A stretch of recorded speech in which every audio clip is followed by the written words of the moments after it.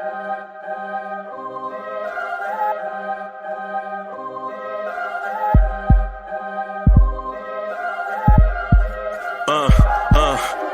rank where the view is nothing less than phenomenal. For how I express and project from my abdominal. The only view better, both my daddy and my mama know. No living parents, my sons give me balance. My wife is my serenity, this mic is my identity. The world is foul enough, that's why I write without obscenities. Provoking danger with broken language and spoken anguish. Begging to get hurt, why would you ask to go through changes? Yes, Lord, life's a chessboard, master the angles. Control the tempo, be the one who holds the info. Acknowledge is just as deadly as machete swings. When spoken, the truth is as potent as that Medellin. While others swear the style is free, I just let it ring. Our time is undervalued, soldiers make us better kings. My fans on my shoulder, reaching after better things. Today I take the shot, for them I'd rather set the screen. My mama told me follow my dreams. My daddy told me get it by any means. Stand tall, make him bow to a king. But I've evolved, you can see the resolve. Look in my eyes when you speaking to God. Life and for those who be caught up in using what I was taught with the muse. I guess they call it proving I'm more than an artist. Penciling out my darkest while stenciling out a harvest. And storing what gets me from A to B, just like garages. Instrumental with collages. Envision what I've been drawing. Broadway to give you rhythm like the great Lena Horne. So bent on, found comfort in the storm. Find peace and on when you see them others perform. Organized chaos, I'll cast it like hey ya.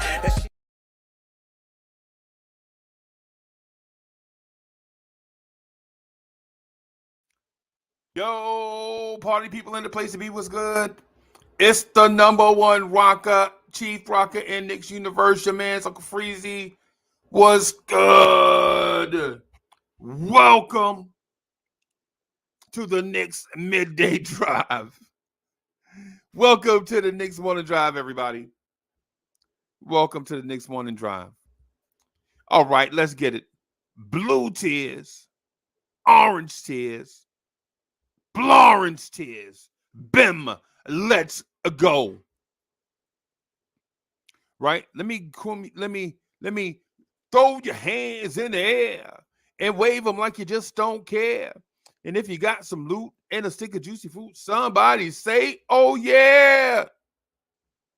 Oh yeah. Scream. What's good, everybody? What's good? Let me get started by first saying a quote by the great American poet Grand Poobah. Right? And he says, yo, now a lot of people think this is easy as a look. Books and books of rhyme concepts and hooks. Session to session to get thoughts manifested. Stressing and stressing to hit the world with a blessing. Let's go. Yeah, let's go. Myth, what's good? JJ in the building, upstate Knicks fan. Pudge Knife, Chef NYK, what's good? Mr. Vince in the building, what's good? What's good, party people? Sorry about being late. We got a new addition to the family. He is keeping us busy in a good way. I'm glad to see y'all, man. Glad to be with y'all. Let's talk some Knicks. Right? Let's talk some Knicks. Let's go. Let's tip this thing off. Let's do a tip off.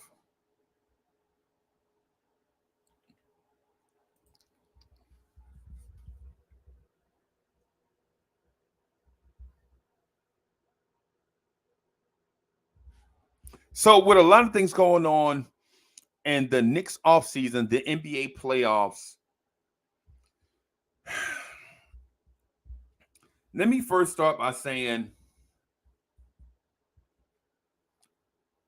things feel odd not being in the playoffs.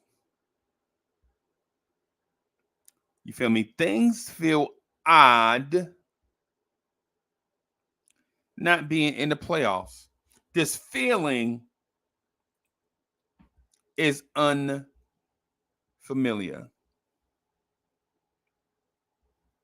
You feel me? No cap, what's good? Staffer Don is in the building. Joel Denman, what's good? Crazy Eyes, what's good? Soul Finger is in the building. Subliminal 209, what's good? Keith Turner is in the building. Lily Phillips is in the building. What's good?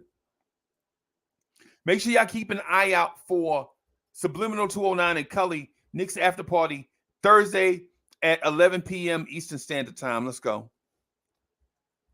Miss Geraldine, how you? White Falcon is in the building. What's good, y'all? What's good? What's good? So this feeling is unfamiliar, right? So the Knicks are not playing basketball, playoff basketball right now, and I don't know what to do with myself. I don't understand this feeling.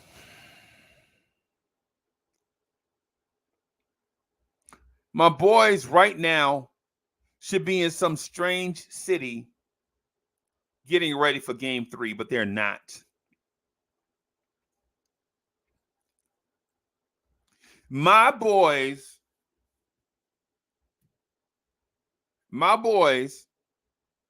right now should be getting ready for a series-defining game in some strange city, some strange small city against somebody with whack uniforms. Oh, wait. Let me take that back. My boys should be getting, because it's game 3, right? My boys should be getting ready for the biggest game of the season at Madison Square Garden. Right? This conversation right here that we're about to have should be solely focused and centered around what the atmosphere is going to be like in the Garden tonight. Right? The new Knicks is in the building. What's good? Rich boy, what's good? This moment right here that we're in right now, we should be talking about what Tom Thibodeau is going to do to adjust in game 3.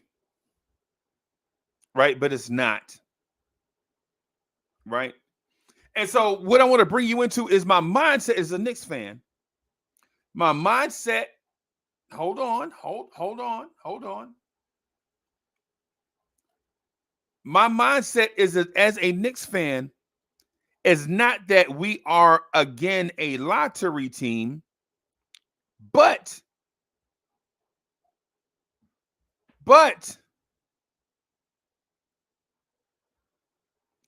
my mindset is that we are a playoff team that missed the playoffs.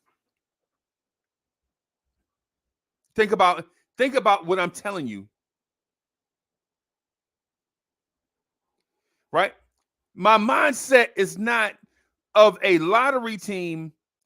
My mindset is not that we're a lottery team that made the playoffs.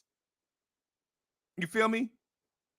My mindset is not that we're a lottery team that made the playoff once and we're out of the playoffs again and we're back where we belong.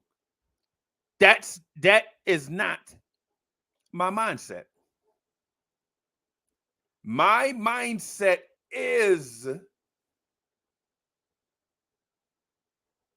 the Knicks are a playoff team that missed the playoffs, let's say due to injury. Let's use that as an excuse.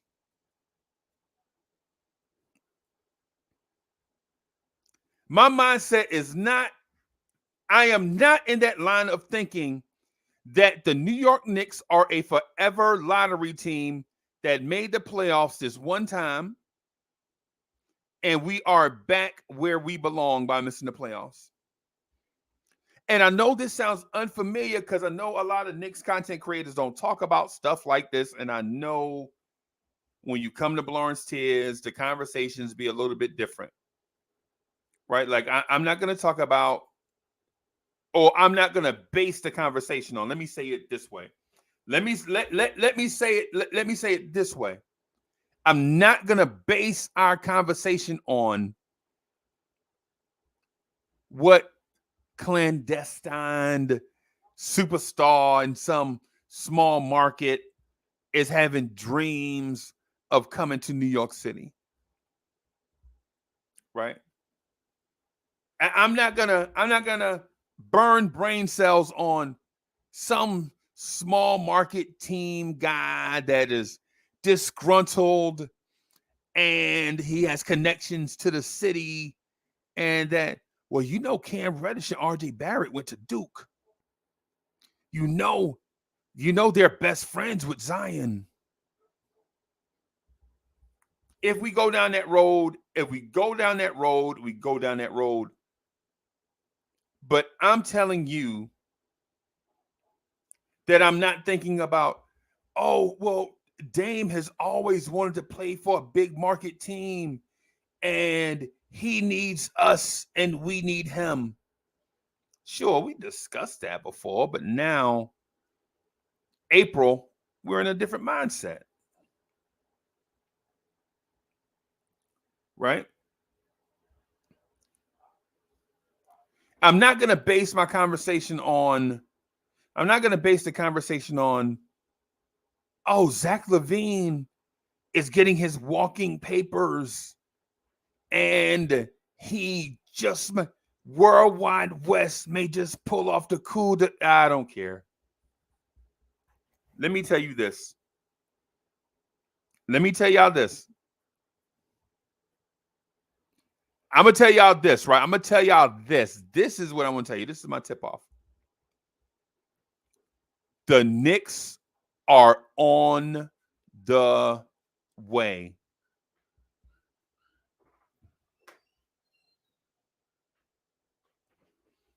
The Knicks, the New York Knicks are on the way, as my puppy.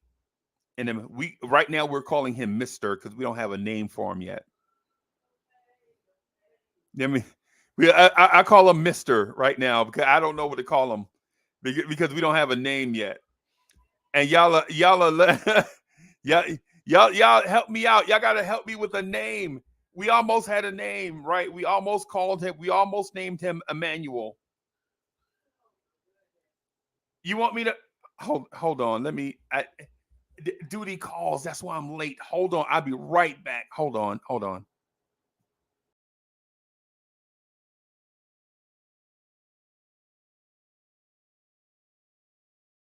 Okay. That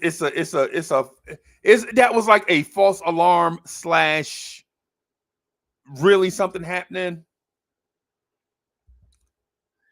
The puppy is crying, hollering. We like, what are you hollering for? What's going on?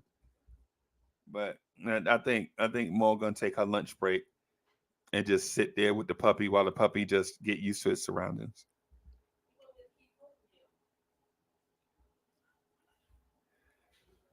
He want to be held? How about we just put him outside and I go in there and take his spot? Got to get them hugs when you can, man. You know what I'm saying? You've been married. You got to get your loving when you can.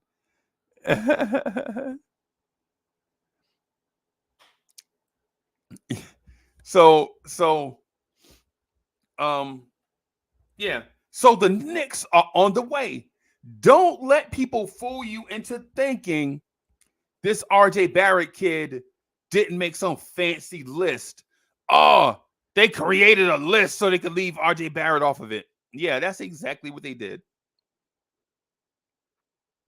Some network looking for a shine created a list to make you upset.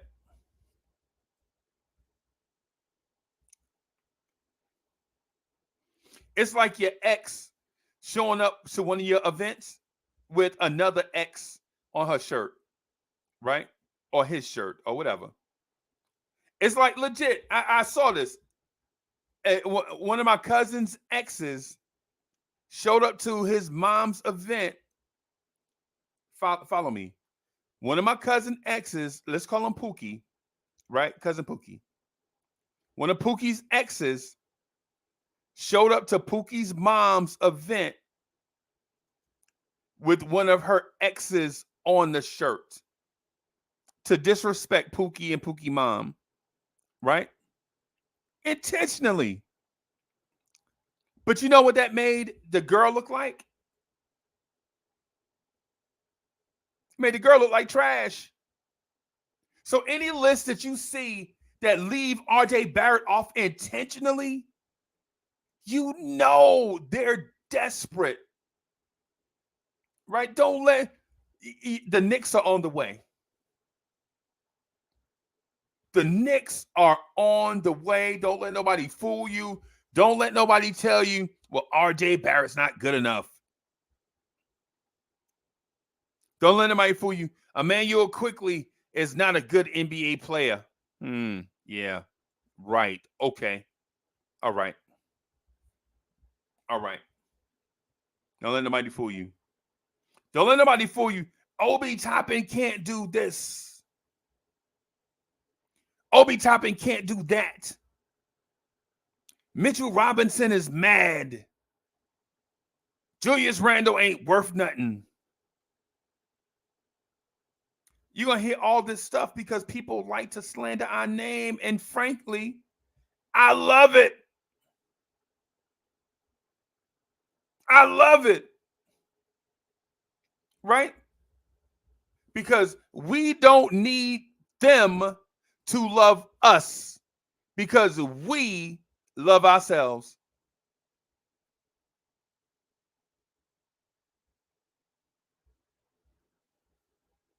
I know that sounds weird, right? What? What are you talking about, Uncle Freezy? What's that mean? Hey, listen. We don't need nobody. We don't need anybody outside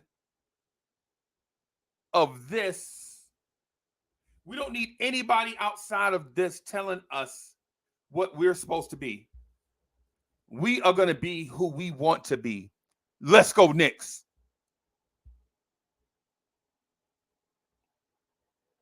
Let's go, Knicks. We don't need the outside. We don't need the outsiders telling us who to be. Right? We're not trying to be the Brooklyn Nets. The Brooklyn Nets have had 3 owners in the last 20 years. What does that tell y'all about Brooklyn? The Brooklyn Nets have had 3 owners in the last 20 years. What does that tell y'all about Brooklyn? How many places, how many cities have Brooklyn played in the last 20 years? How about that? How about that? We don't need nobody telling us. We don't want to be Philadelphia. We didn't beg the NBA to give us top 3 picks. We didn't lose on purpose. Our crowd wasn't chanting, trust the process.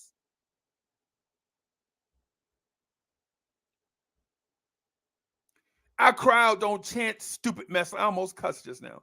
Our crowd don't chant stupid stuff like trust the process. Our crowd is going to boo you if you good. I mean, our crowd is going to cheer you if you good and boo you if you bad. And I'm sorry about the misspeaking right there.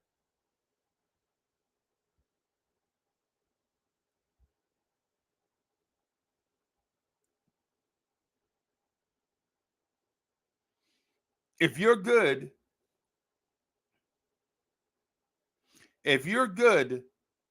you're gonna be a hero. If you suck, you're gonna be treated as such.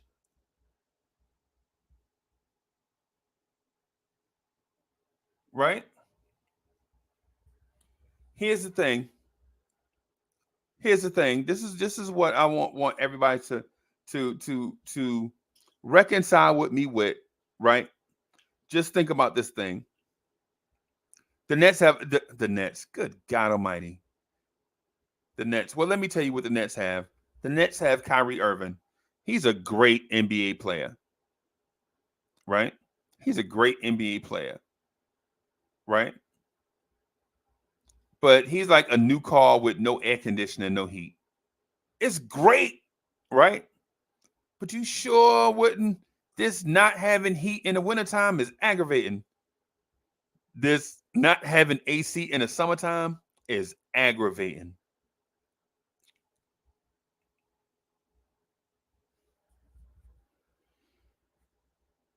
All these teams that you see balling right now have once been in the place where the New York Knicks are right now.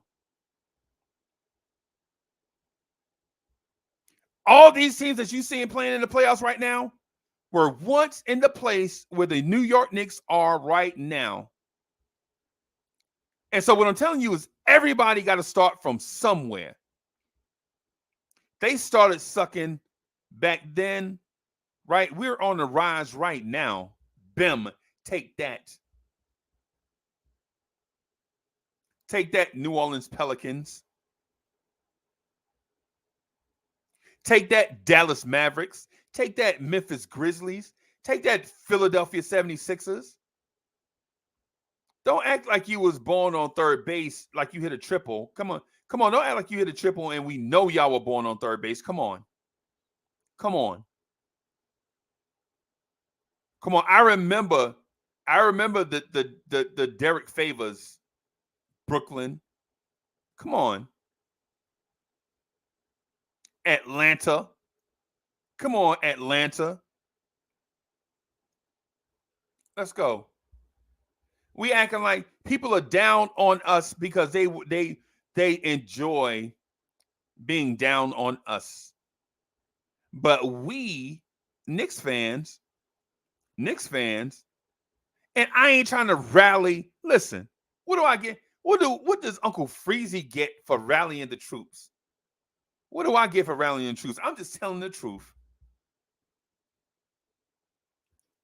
What do I get? What do I get for rallying the troops, man? I'm just telling the truth. That's all. Milwaukee Bucks. I remember when y'all earned the number 2 pick and drafted Jabari Parker. I remember that.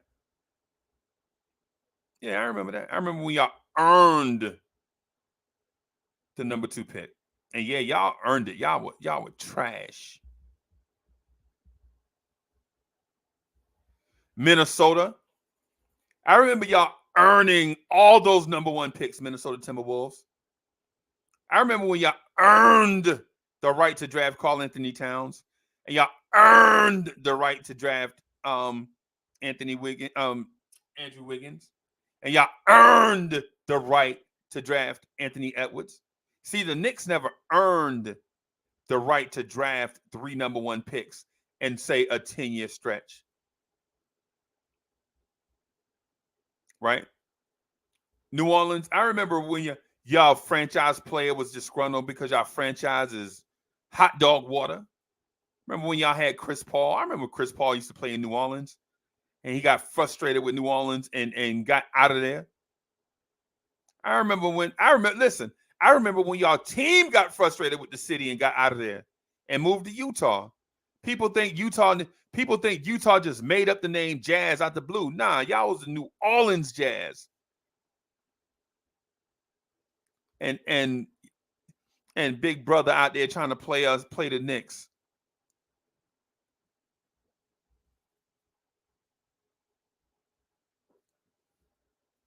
Come on, man.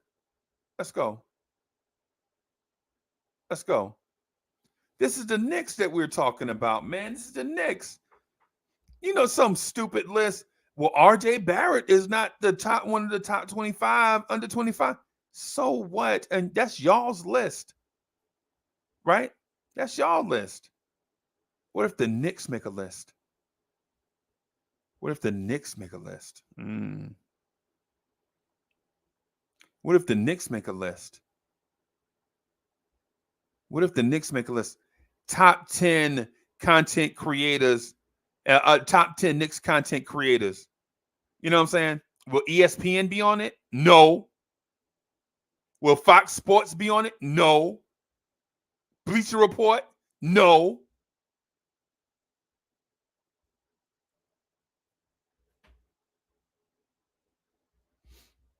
What if Knicks fans made a list? How about that? top 25, under 25, and you leave off RJ Barrett. What if Knicks fans make a list, ESPN? Would you be on it? No. Fox Sports, would you be on it? Bleacher Report, would you be on it?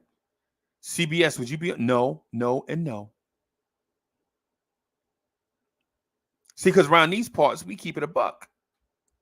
We like to keep it what they call real. We don't do tricks for clicks or nicks for clicks. We won't do either of those. Around these parts, man, we be real. When you good, we applaud you. We root for you. When you're doing bad, we let you know it.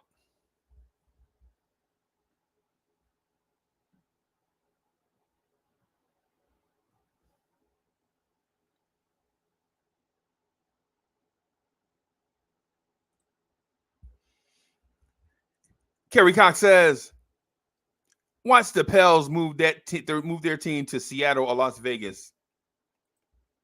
So I think the pecking order right now, from what I heard like 2 years ago, is Kansas City. It's like Kansas City and Las Vegas 1 and 2, and then Seattle like 3rd. There's another team, I can't remember. There's another city, I think, that's in front of Seattle. I think Seattle's like 4th. And I love Seattle. I would love for Seattle to get a team, right? But they have to man, it's a whole bunch of stuff that I don't even want to talk, man. Infrastructure, fan base, all this. Man, it's a lot of stuff Seattle got to do before they leapfrog somebody.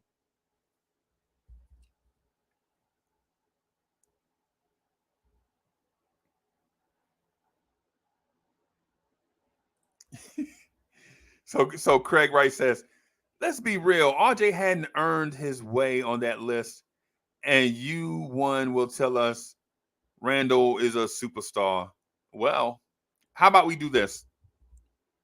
How about we do this? How about we do this? How about we look at what Randall has done over the last 4 seasons?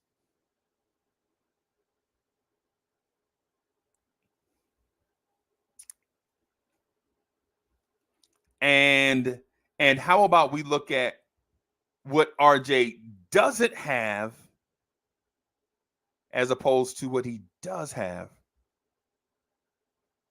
The things out of his control. What is RJ Barrett lacking that he can't control?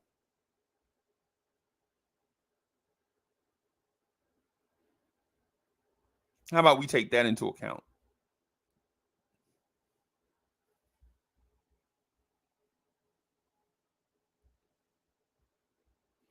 How about we take that into account?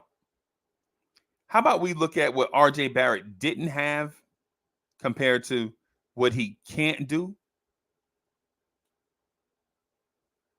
and go from there?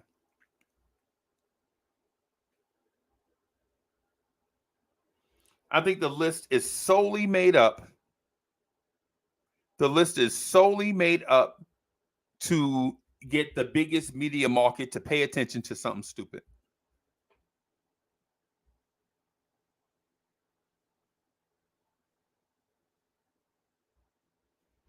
Right? I think the list is a made up thing to draw some attention to themselves, to them. And I'm not knocking them because they're good at it. They're good at making up phony baloney beef stuff to draw attention to themselves.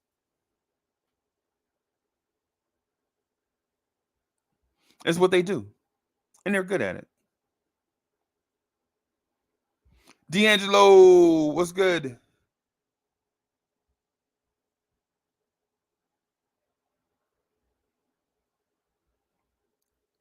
What's good? Let's look at Jason Tatum for example. For an example, Jason Tatum, right?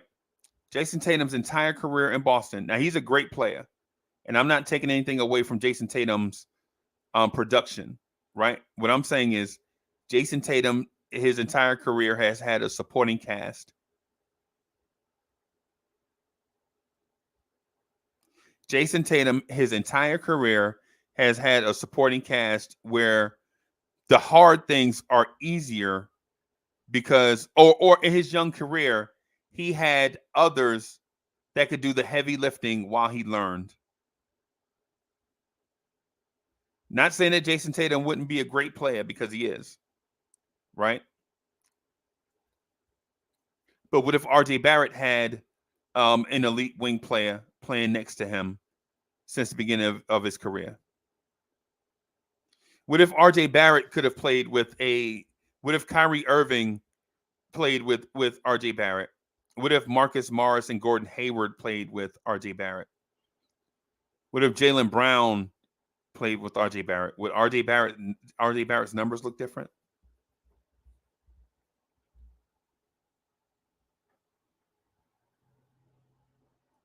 I'm asking. I'm just asking. Right? I'm just asking, right? What if RJ Barrett had a Mike Conley, Rudy Gobert, Gordon Hayward, Jordan Clarkson's playing with him? Would his numbers look different?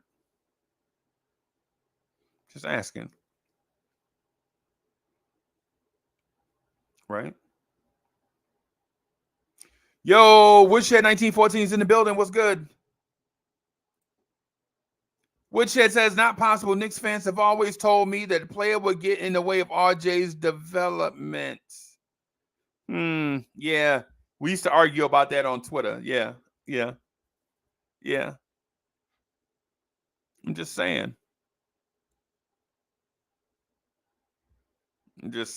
What if RJ Barrett had Kyrie Irving, pre-injury Isaiah Thomas, Marcus Morris, Gordon Hayward, Jaylen Brown, Al Horford playing next to him instead of Alec Burks? Come on, man. The punchlines write themselves. Come on. We put the blinders on. Why would we put the blinders on for the Knicks and not put the blinders on for other teams? The reality is great players always seem to have great players around them. Anthony Davis. The reality is great players always somehow have great players around them.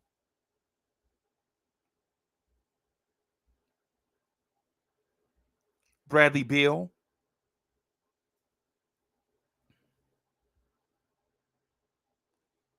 Cats like Bradley Beal had John Walls, Markieff Morris's, all this talent around them to take on the heavy lifting before they get to the age where they can break out on their own. Let's not do RJ Barrett like that, man.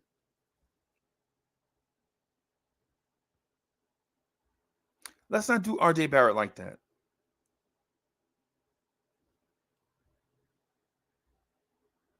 Let's not do RJ like that. Let's not do this young core like that. Let's not focus the laser, right? Let's not focus the laser internally.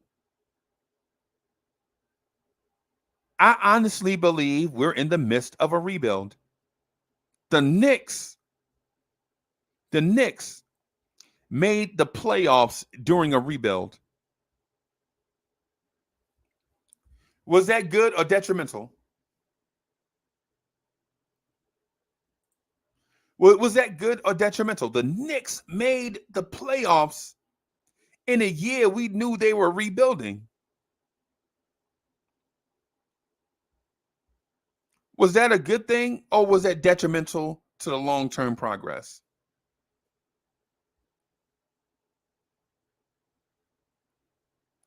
Right? And I know what RJ still has flaws, man. RJ doesn't hit free throws, man. RJ this, RJ that. RJ, his defense slacked, his such and such. I dig it. but all of his help had flaws also. Cam Reddish got here, and he was hurt. Alec Burks is not a point guard. Sorry. Right? Sorry, Alec Burks is not a point guard. Right? And while Fournier had tremendous highs, his lows were awful. And some of us are willing to overlook Evan Fournier's highs. Overlook Evan Fournier's lows because some of the highs were tremendous. I'm here to tell you, I don't want to pay a dude $17 million to average 13 points a game. Sorry. That's just me. I don't want to pay a dude $17 million to average 13 points a game or 14 points, whatever it is.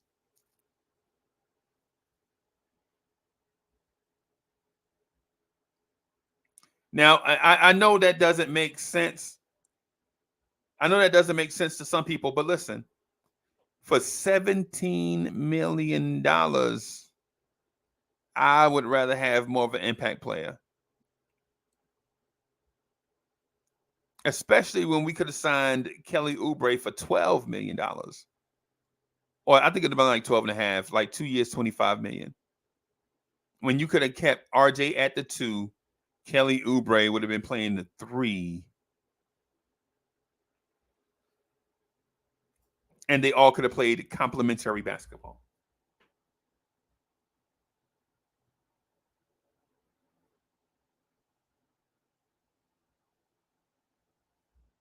Right?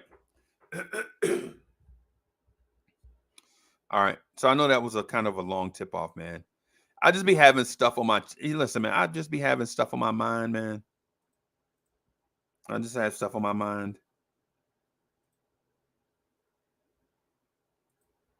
I just want to share some stuff with y'all. Right? Just get in this mode where I feel like I got to defend the Knicks at all times on all fronts. I don't want to just don't want to everywhere I go, everybody's bashing the Knicks. I don't want to be a part of that. I'm going to support our team. I'm critical of them now. Don't get it twisted. I will say, boy, this front office, I'm critical of them. Right? But, you know. So what are the Knicks going to do going forward? What's the next move? I have an idea on what I think the next move is. I want to hear from y'all. What's the next move?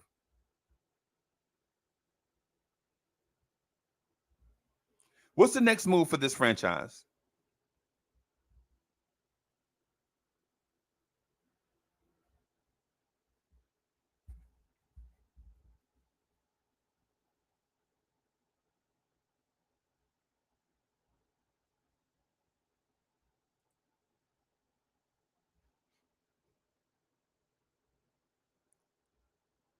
Mr. Carey says, excuse me. Mr. Carey says, Cam Reddish has to come on strong. JJ says, continue to build slowly.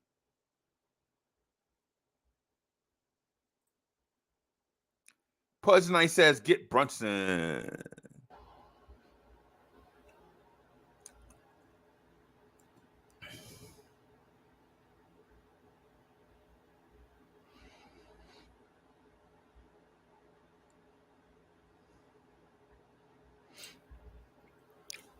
Rheology says consolidate, baby. Yeah. That's a tough conversation. That is a tough conversation. I think we got Anthony A backstage. Hold on.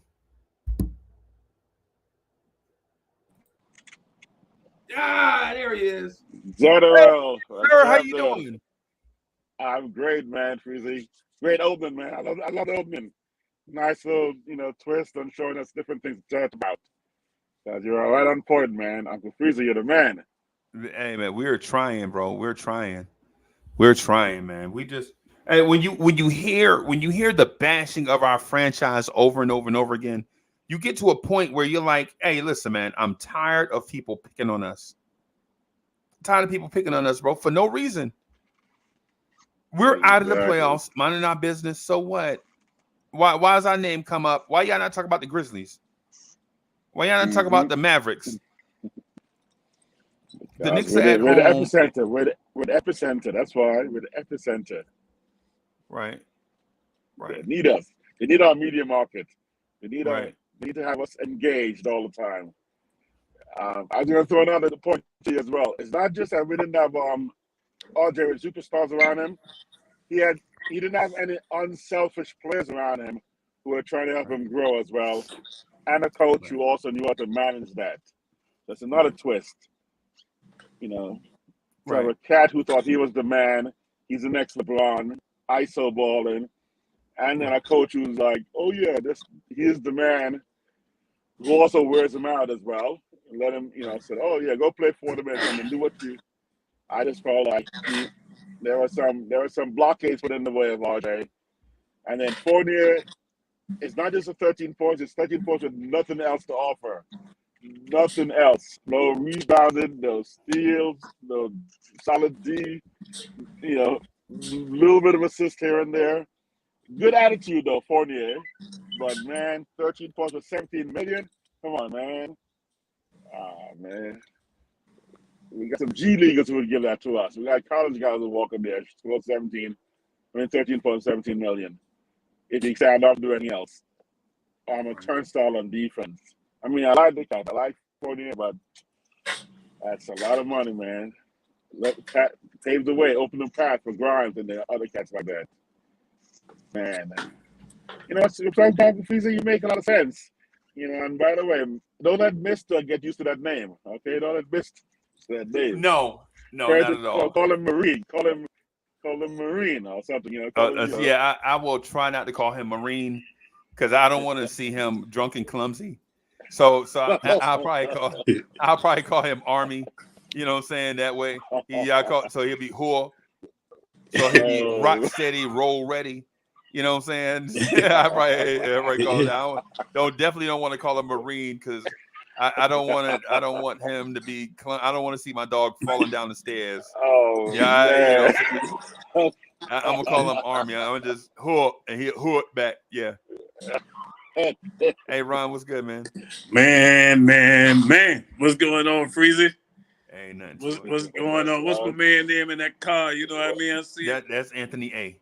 That's Anthony A. What's going on with you, Anthony? What's that, man? I'm in LA. I got stuck in the freeway. LA. Always in traffic. I see you in the whip and look like you sitting in that diamond in the back, sunroof top, big to see with a gangster lean. I see you, partner. I see you. Yeah, man. I see you, man. What's going on, fellas, man? Hey, Freezy, good points you talking about, man. But hey, let's just be real about it. When have ESPN ever put us on anything good? even last season when the Knicks got the 4 seed, they was finding every reason to downgrade what we was doing. So Right. I don't pay much attention to ESPN at all. You know what I mean? But the only thing I can say, the only reason why I can say I wouldn't put RJ there neither. Just and this coming from a Knicks fan. You can't shoot free throws and you inconsistent scoring. You're not efficient, man. So I can't put you in on top 25. And I haven't even looked at the list to see who all they got on there. You know what I mean? But if you can't shoot free throws and you inconsistent with your shooting percentage, I can't do that. I can't do that. He got a lot to still work on. But it ain't no knocking the kid. The kid is somebody that I'm keeping. I'm not trading him. No way. Because there's something to be said about durability too. You know what I mean? The guy show up to work and he got a good attitude. You know what I mean? He ain't out there trying to cause dissension in the ranks, being a rogue agent. You know what I mean? He following the line. You know what I mean? But there's some other stuff I wanted to talk about, but I knew you probably got some things you want to bring up. So what's up with your J Boogie? I see you in the building, boy. Salute. Big capital S's. What's good, man? Just hanging out. My man's wanted to come holler at y'all fellas, see what y'all up to, man. Y'all all over the world. You're in South Carolina, you're in California, Freezy, you everywhere, man. Everywhere. All over the map. Shout out to the people in the world, man. The chat, man. Don't nobody do better than our chat, man. Nick chat. It's the greatest chat it is in the world, man. Bim. Yeah, man. Yeah, man. Hey, so my deal with the top 25 under 25 list is not the fact that RJ is left off, but the fact that you create a list to create buzz in a place where you know you were not going to get buzz. Right. The list conveniently comes out when the Knicks miss the playoffs. Right, the Knicks are out of the playoffs. So people got other options. The Mets are 7-3. Right, baseball season is here. The NFL draft is in a week and a half. Right, so you're like, oh, what do we do to drum up some buzz for the NBA stuff? Because forgive us, but a whole lot of people don't want to see the Memphis Grizzlies and such, or the Dallas Mavericks and such, right? But if the Knicks win the playoffs, the ratings would be through the roof. Exactly. Just saying, and it's not just New York, because the Brooklyn Nets are in the playoffs, and guess what city they play in? The city that never sleeps. That's what I'm saying. It's what I'm saying. It's not just the city. It's Knicks fans are rabid and passionate, right? Yep. They rabid and passionate, bro. That's what we are. It's like back in the day when no lie, I used to watch, and y'all forgive me because I'm gonna get back in the Wayback Machine just real quick. I used to watch Dan Marino in them ugly white on white uniforms. Go to Buffalo, New York. I knew Man was gonna jump in. But no. So the point is when Buffalo came down to Miami would have a reasonably decent crowd, about 75% capacity. It's a lot of things to do in Miami, right? Yeah. But when Miami packed up the bus and went to Buffalo, New York, ain't nothing to do in Buffalo except root for them Bills. And when Cornelius Bennett would come out there with that towel, you know what I'm saying? And my homeboy Mark Maddox, shout out to Mark Maddox, by the way, man, a great person, man. He used to play linebacker for the Buffalo Bills back in this era. Bro, what I'm saying is Miami have enough people to support you on TV, right? But they ain't hardly really rocking at the game. But the Buffalo Bills crowd, they would watch it from the moon if they had to. You know what I'm saying? I gotta correct you on that, man. Oh, boy. That's that new age stuff with Miami. I'm gonna tell you, when Dan Marino was throwing that thing down there, since I was 13, when I tuned into him, that stadium was jam up, packed like dirty laundry. You heard me? Yeah. You know what I mean? Hey, that stuff they talk about now with Miami is what been going on, but back then, it wasn't. Yeah, I remember when they played at Joe Robbie. I remember that. Joe Robbie in the Orange Bowl. Yeah. But around the point I'm getting at is fan bases. Man, listen. Fan bases up. Man, look. If the Knicks were in the playoffs, think about this. If the Knicks had made the playoffs as the 8th seed, right? Tonight we would be getting ready for Game 3 at Madison Square Garden. Yeah. That's all I got to say. But you know, though, Freezer, I'm gonna tell you what I thought about. You know, what happened to the Knicks is it really ain't uncommon. The only uncommon thing is that the high seeding that we had. But every year there's a team that was in the playoffs that don't make it the next year. Yeah. And nobody really talks about that. If you go and look for the last probably 10 years, man, there's always a team that made that playoffs that the next year they ain't there. Right. And this year, and it's funny they're talking about us, but they ain't really talking about them fossils they got out there in L.A. Yeah. You know what I mean? They ain't talking Yeah. about them fossils down there in L.A., man. Them guys that need to go home. The 50 and over league. Get out the way, let them young fellas run. Yeah, the 50 and over league. Yeah. Yeah, I know what you're talking about. That league at the Y, if you 49 and a half and your birthday come before the season over, they let you in. Yeah, that's them. You know what I'm saying? Guys getting ready to get their AARP card. Yeah, man. Yeah, man. Yeah, man. Jay Boogie, what's good with you, bro? I'm just chilling, man. Back in my stride right now. You know, we had 2 moves today. We just sitting in between. You know, we just finished our first move. Got another move to do. You know, and saw that y'all was rocking, so I clicked on and I seen y'all up there. I just wanted to, you know, buzz in with y'all for a few minutes, man. Yeah, you know, rock with y'all. Yeah, that 25 list. That 25 list, man. I told some people the other day, yo, we need to stop trying to find the reasons why RJ ain't on that list. RJ need to be pissed off and he need to figure out what he gonna do to get on that list next season. See, I'm gonna hold him accountable this year because this is his first off season where he can really rock and work. And you know what I'm saying? We know he's a go-to guy and all that. So you should be able to come up with those type stats and numbers going into next season. It's the second time he been left off the young squad. He was left off that all-star team. He was left off the team right here. But don't look at why you're not on that team. What are you gonna do to put yourself on that team, RJ? You need to get in that gym. When they said number 22, 23, 24, and they got to 25, oh, I ain't on that list. No, get in that gym. Get to working. Get to figuring out what you need to do. You know what I'm saying? That's what RJ need to do. Use this for advantage, you know. Use it for motivation, you know what I'm saying, to do what he got to do. But I think our future is bright, man.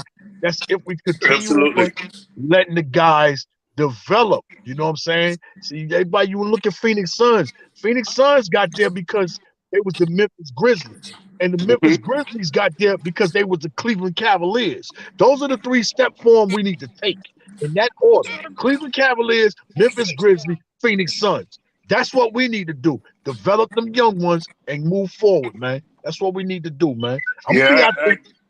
I'm gonna be out there in Vegas to see him. I'm going to Vegas.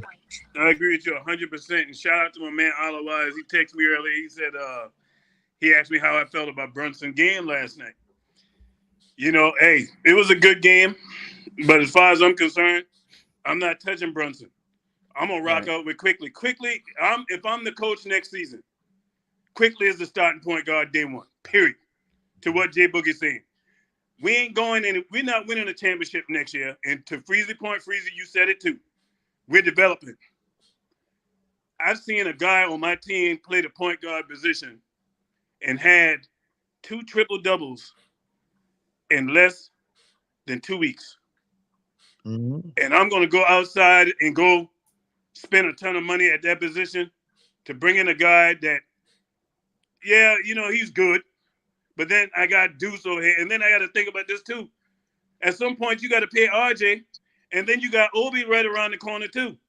So I'm going to tie my money up in Brunson, or I'm going to keep letting this thing rock out and get great production on a rookie contract that Quickly is on. Because I'm telling you right now, I didn't see enough from that Quickly and Obi combination that I want to see that for years to come.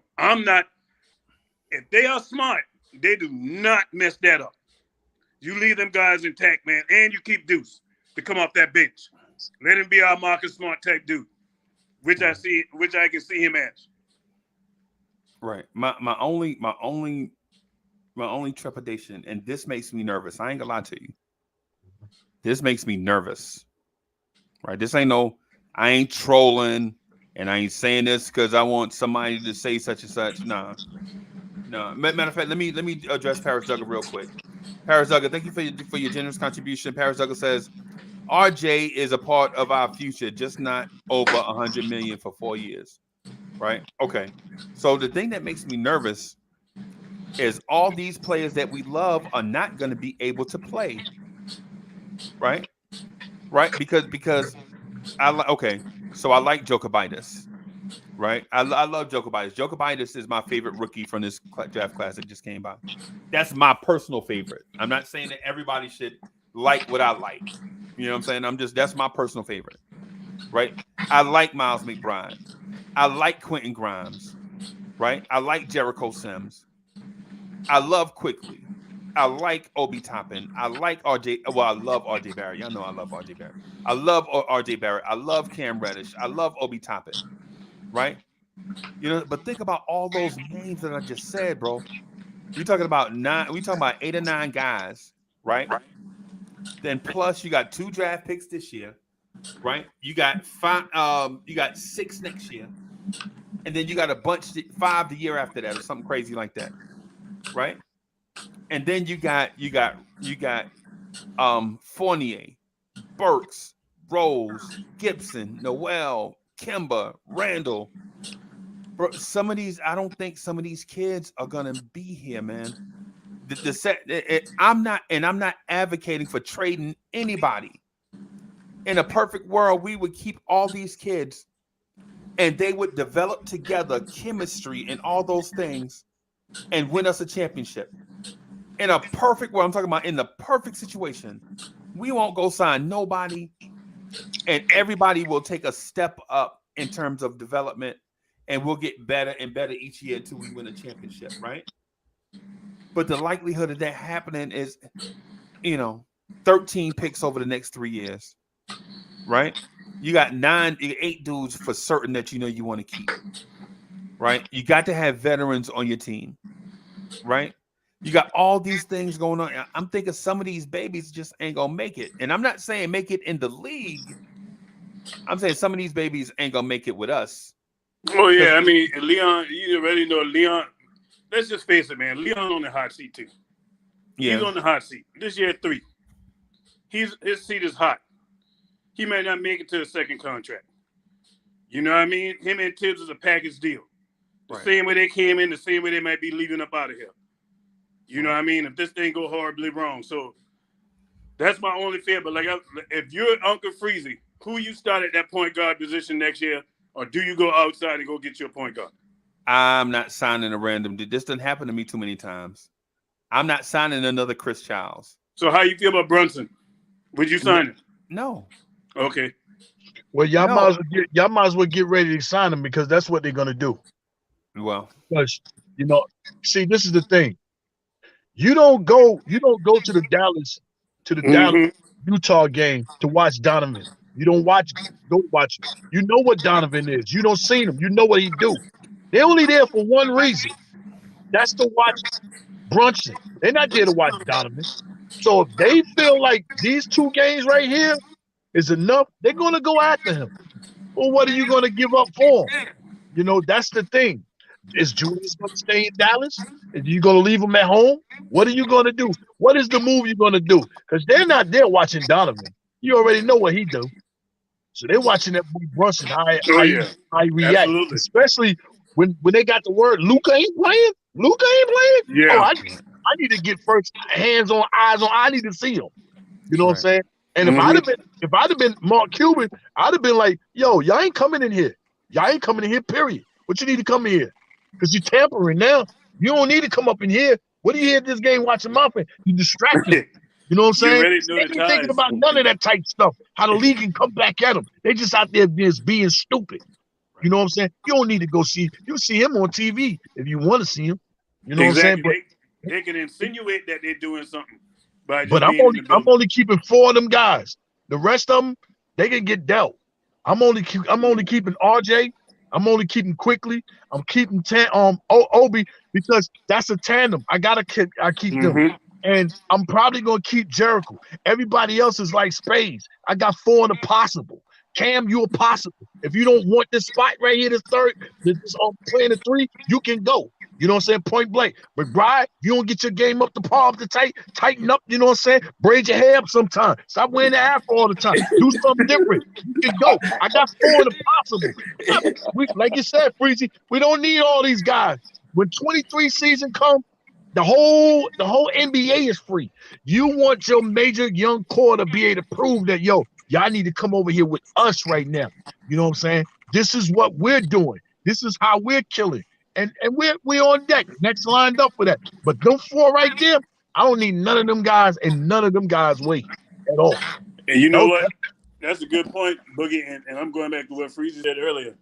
You know, about us. You know, we made the playoffs in a rebuild year 1. You know, and so this year, yeah, we took a step back. But did we really? I mean, we won 37 games. The East got better. The East got better than what we were this year. That's really what happened. Yes. And we know the injuries, and I don't like to make excuses for injuries because that's a part of the game. Everybody got to deal with it. Every team. Everybody So, get hurt. so when you look at it, the Knicks is right where they're supposed to be. We really where we're supposed to be right now. Right. If you really look at this thing through a clear-eyed lens, ain't no haze or none of that in your eye, none of that. Just look at this thing. We were ahead of schedule last year. We should not have made the playoffs, period. Ain't no Knicks fan going to tell me they felt like year 1 we was making the playoffs. And if they did, I'm surprised. Ain't going to be too many of them. So we really – you said it? Yeah, I said well, it. I predicted the record too. I ain't an advocate of gambling, but I predicted we was gonna go 42-30. Wow. Yeah, I predicted we was gonna go 40. When everybody was saying we was gonna win 19 games, I said it on here, and I was getting killed the whole season until we got hot, and then we made the playoffs, and then I wound up meeting one of my favorite Knicks people in Knicks universe in person in Atlanta, and we hung out and kicked it because you know what, because the Knicks season was fun. We enjoyed it, man. We enjoyed the ride. You know what I'm saying? So what I'm getting at though, just real quick is was this season really a bad season? No. If we unlocked Emmanuel quickly and we unlocked Obi Toppin? No, and you unlocked Jericho Sims, and you got to see what Grimes is. Right. No. So was it really a bad season?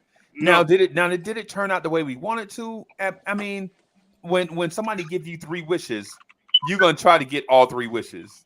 You know what I'm saying? You're gonna try to get as much as you can with the 3 wishes. But when things don't go your way, you can't just say, well, I only got 2 wishes, so everything was bad. Nah. You know what I'm saying? I got 2 out of the 3. Man, Obi Toppin looked like a player. Quickly looked like a player. Grimes looks like a player. And the whole time, all we've been saying the whole time for the past 10 years is we need more talent on this roster. And this year, that's the thing right there. You said exactly. We need more talent. For y'all, it might not be, but for me, it's a bad season. You know how much sweat, hard topics, takes, energy, straining voices, all that I don't put in about trying to tell these guys all year long to play these young guys. Right. Yeah. All I did the same thing. We've been stressed. That was a lot of stress. And then y'all finally want to do it because we eliminated. We wouldn't have been eliminated if y'all had done that. Right. That was a lot of stress on me. Boogie, you took my exact thoughts. I don't think you right in my head, Boogie, because I was sitting there thinking the same thing. Was it bad the way it ended? It was bad for the fact that Tibbs didn't play these guys sooner. We probably would have been in the playoffs.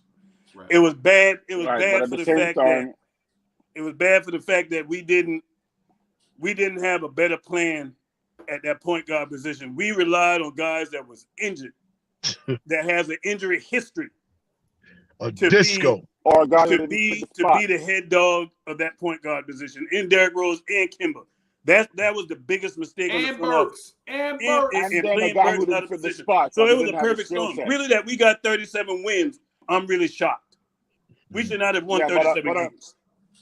Yeah, but to defend Freeze's point, though, we discovered some gems. But this is a successful season in a rebuild. We weren't going to do anything in the playoffs this year. So we discovered the hard way. Yes, it was a painful lesson. Tibbs really, kind of messed us up when I played the young guys earlier. We suffered through having Burks. After 20 games, we saw he was not a point guard.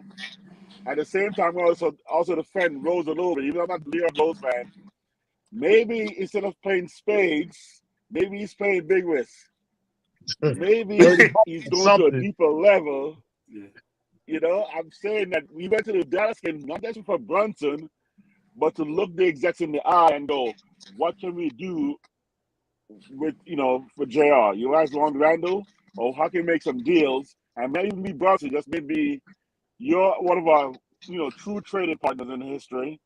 Let's see if we have deals that can be made, and let's give the illusion we're looking at Brunson or Mitchell, and maybe he's playing a different level. Maybe he's playing a three-dimensional chess and not checkers. I'm not going to throw off that possibility because so far his drafts have been so tight that I'm looking forward to the possibility, even against you, Freezy, that we're going to keep our youth. We're going to get rid of almost every vet that made with Rose and Taj, and we're going to pick up a couple more rookies, and we're going to actually go so young, even exceeding Memphis style, and just come through for the next 2 years to go. We're going to have the top 5 players, not necessarily all superstars. We're going to have like a top 5 players with a backup of 5 more cats who are ready to start anywhere. And we're going to go back to Showtime where we're going to just run. 5 minutes, you're exhausted. Next man, Matherin, whoever it is, Soshan, whoever it is, comes right in, and we don't lose a step. We don't lose a step. We're just running, and wearing everybody out. Instead of Run 40 everybody minutes out for the one gym. cat, we just run them to death. Exactly. Not Dan Hey, I Antonio want to say, style. Dan real Antonio quick. with defense. I just want to say real quick. Hey, it's good meeting you. Double A, Mr. Anthony. How you doing, sir? Great to meet you. Yes. Good thing you coming up on hanging out on a good podcast. Come on back, my brother. I just wanted, just wanted to say good meeting you, good seeing you. You know what I'm saying? And come on back some more. I love your I gotta fire, jump man. off I though, love your Freezy. fire, by the way. I'm gonna go in this second job. I love y'all, man. 3 capital Hey, M's, 3 little A's, 3 little N's. They come definitely after the K, which we love the Knicks. My man Freezy, them. Love y'all, man. Everybody in the chat. Get Love back you, with bro. you sooner or later, man. Yeah. All Yes, right. All sir. right, bro. Jim, Be careful out there, bro. No doubt, man. All heads So yeah, recognized. Freezy. Yeah, So, man. so I found some success for the season, Freezy. I agree. I found success in a season that I thought was also a possible 500 season. I didn't think we should have been 40 last year. So with the injuries, with Tibbs, rotations and bad substitutions and just overall depends on vets. I mean, Burks alone was the guaranteed 10 losses more than we should have had. Byron Burks go more than 20 games when he saw he's not a point. He just didn't have it. No. So right away we go, okay, yeah, the pain was hard. I'm still hurt a little bit realizing what these youth could have been like, what Obi could have been like, man. But at the same time, we just saw it. Last 5 Man, I games was so showed close, me something Anthony, that to I'm turning like, off my league pass. Yeah. I was so me close. too. The first time ever that I didn't want to watch no Knicks. Yep. I was that close to just saying, man, forget this season. I'm turning this off. It was when Uncle you think about it, it was Freezy, very I'm bad. gonna tell It you, was bad, and it really was Tom Thibodeau at the head of that thing, man. Tom Thibodeau at the head of that thing, his stubbornness. And I don't like the fact that now you got revisionist history, or you're regretting the situation. Man, you saw the same thing everybody else was seeing, but you was too stubborn to get out of your own way. Exactly. You can be loyal to a fault, and Tom is loyal, and that's what cost us this season, man. And more and more I think about it, it was bad. It was bad. The only thing that made it bearable was seeing them young guys develop. And it was by accident. We all know it. If it wasn't for them injuries, them young fellas wasn't gonna get out there. And if it wasn't for COVID, them young fellas wasn't gonna play, man. They were not gonna play. Obi, we wouldn't have saw what Obi did the last few weeks if Randall didn't get hurt. And they're trying to sit there and act like it's some kind of plan. And Leon Rose, I'm coming for you, because you gotta get your head right. If I'm James Dolan, this will make a break season for him. Period. No lackluster garbage. Don't go down there to Dallas. Why you got to keep going to Dallas? Like Dallas, the only team in this association that we can trade with. I'm sick of that. Go someplace else, man. What's up, Red? What's going on with your partner? But I still had watched in the chat one time about the possibility is, Rose being a former agent. It could be a little collusion. Like, we don't want the guys to touch from agent, head of basketball operations. It could be a kind of collusion. I'm just saying, Lakers also couldn't get in the top trades. That's a possibility. I'm going to say also this, Fizzy. Maybe Dolan should cut you a check, because you know why I didn't cut the Knicks off, because I wanted to chat with you the next day, or hear you talk the next day, So if I didn't have you there to come back with some great dialogue, I wouldn't even watch the Knicks because I didn't want to be left out. So I'm gonna call up Dolan. So I'll squeeze a little check here. Give him a Hey, little Dolan, cut the slice. check.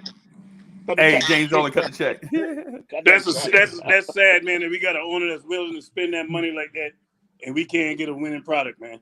Right. That's the sad thing. Right. Normally, when you can't win because you're being cheap, like how the Cleveland Browns used to be at football, being cheap. Right. You know what I mean? But we got an owner that spends. They fired Bill Belichick. Remember the Browns fired Bill Belichick after a winning season. Okay. Exactly. You remember that?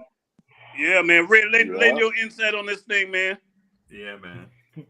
First and foremost, how you guys doing? Salute to you, Uncle Freezy. Salute to you, Ron. Salute to you, Anthony. Salute.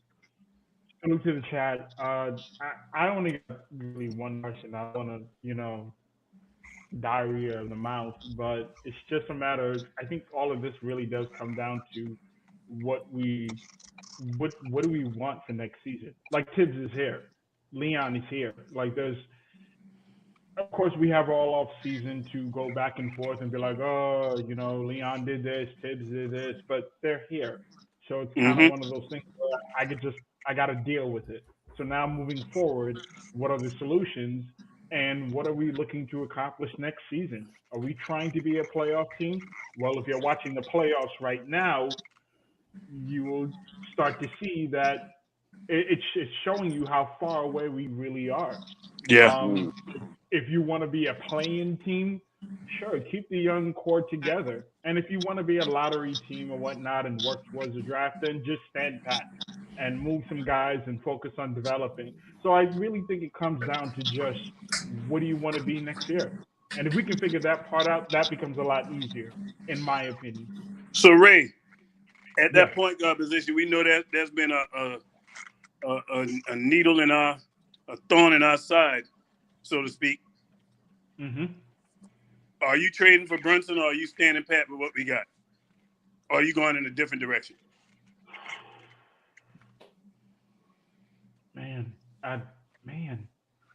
I don't know, because again, I lean on Uncle Freezy when he talked about it a couple shows back, where it's, if you want RJ to develop, I think one of the things we tend to ignore is, what does it look like if so and so is on the floor, right? Like, what if Tatum didn't have Al Horford or Jaylen Brown? And it was one of the major reasons why I sort of converted and was just like, oh yeah, you know what? We need a veteran point guard at that particular position to lead this team. If you want to, again, and everything you just mentioned sort of goes back to my original point. What do you want to be next year? That's what I'm basing signing Jalen Brunson to. Because on one side of the coin, I already have IQ. So I'm not seeing the justification in coming out $16 to $20 million for Jalen Brunson. He's a talented player, but I have IQ. Can I turn IQ into a Jalen Brunson, or even better? I mean, he's only making $2.2 million. Like, why would I need to move that sort of money into that position for Jalen Brunson? And if you're signing Jalen Brunson, it's not really a basketball move. You're really signing it for the nepotism of it all. It's family connections and all this different stuff, which I think is the downfall of this regime. And I tell you this, Ray, another reason why I wouldn't go that route of getting him, the time to get a Jalen Brunson was last year, coming into this season. This season right here that we're in, after coming off that 4th seed, should have been the time when you was trying to clearly help Julius Randle, that you go out and get that point guard. But now that you done took a step back and you clearly still developing, if you getting a Jalen Brunson, that's signaling to me that you're trying to keep Julius Randle. Well, wait a second, time out. You said it was to help Julius Randle, but Julius Randle had one of the highest usage in the league. So is there room to, I mean, and I'm the other side of the coin kind of guy, but is there good enough reason to suggest that you didn't need a point guard if you were going to put the ball in point forward Julius Randle's hands? No, listen, no. I was saying if you was going to get him, the time you should have made that move. Instead of Kemba. Yeah, You was should've got instead Jalen. of Kimber, you should have. okay. Yeah, you should have got Brunson then. If you felt the need to make such an impact on that position, was then. It's not now after Julius Randle mind is in God knows where, Right. and this team is clearly taking a step back from last season, and you seeing the emergence of IQ and Obi together, and these young guys. I don't mess that up and go get a Brunson and bring him here, because if you get Brunson, you signaling into me that you're trying to win now. Right. How old is But Brunson? remember, How old is Brunson? he's 24. But remember, Okay, the he's front 24. Man, I thought he was older than that. Well, the front office was in asset management mode. So in order to get a Jalen Brunson, you're obviously going to have to give up something for him. And, this front office was clearly more into collecting picks rather than just giving them up. Now, obviously, we made some moves for some players. Kemba Walker was a low risk, high reward kind of move. I didn't listen. There weren't a whole lot of people that were screaming, "Oh my gosh, Kemba Walker!" I mean, that's a high. no, it was great at the time now because he fell in our lap. Now I agree to that. I wasn't losing my mind over signing Kemba Walker when it was initially done, especially at the price that we got him at. It was just, a couple games in, it's like, oh snap, it doesn't work. Yeah. So we need to do something. And how they handled that, I don't know. Not the greatest thing, but with the Jalen Brunson thing again, I have IQ. If I can groom him into my point guard, he still has 2 years left on his contract. Year 3 is a pretty big deal. I need to know whether or not IQ is going to be the guy of the future or not. So I don't see why bringing in Jalen Brunson, so unless you make him a trade asset and you need to move him with a Julius Randle, which obviously makes it frustrating because you potentially have to add a pick or a young player in order to get off him. And IQ may be packaged with Julius Randle in order to move him. But again, I'm not 100% sold on signing Jalen Brunson. I'm just not. I'm not with it neither. Right. I see Jalen Brunson. Let's say You breaking up, man. Anthony A, you breaking up. Can y'all hear Anthony A? No, he was breaking up. He started breaking up. Hey, so Anthony A, we can't hear you, but let me ask y'all this. Sure. If you sign Jalen Brunson, who is a C-level point guard with the potential to be B-level if he reaches his potential, right? He's not going to be a John Morant. He's not an A-level point guard, right? He's got the potential to be a B-level point guard, right? That will give you Jalen Brunson, Emmanuel Quickly, Kemba Walker, Derrick Rose, Miles McBride, and Roman Prokobitis. A log jam at the point guard position. What are we really doing? What's up, Tricky Nicky? I like that, Freezer. There's no reason to do that. Tricky Got too many Nicky, point guards on your roster. Salute, guys. Salute Anthony A, Uncle Freeze. Salute Ron. Salute What's Rob. going on, Tricky Nicky? OG Rheology. Thank you guys for allowing me on the panel. Thank you, Uncle Freezy. I just reset my computer, to factory settings, redid everything. And the reason I wanted to honestly hop on was just to get my stream account set back up. And you allowed that. Thank you for that.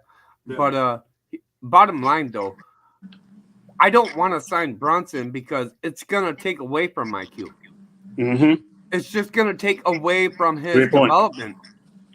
Mm-hmm. So why do we want a C or a B guy when we see glimpses of IQ looking like our point guard of the future? Why would we try to halt that? I wouldn't. And that's right in line, Tricky Nicky, with what E. Gibson's saying, man. E. Gibson says Brunson isn't the move. He costs too much, isn't a game changer, and will stifle the development of our young guys. So everybody seemed to be online, and if Freezer was to put up a poll right now, I'm guessing there'd probably be at least 85% of the fan base say no to that move. Right.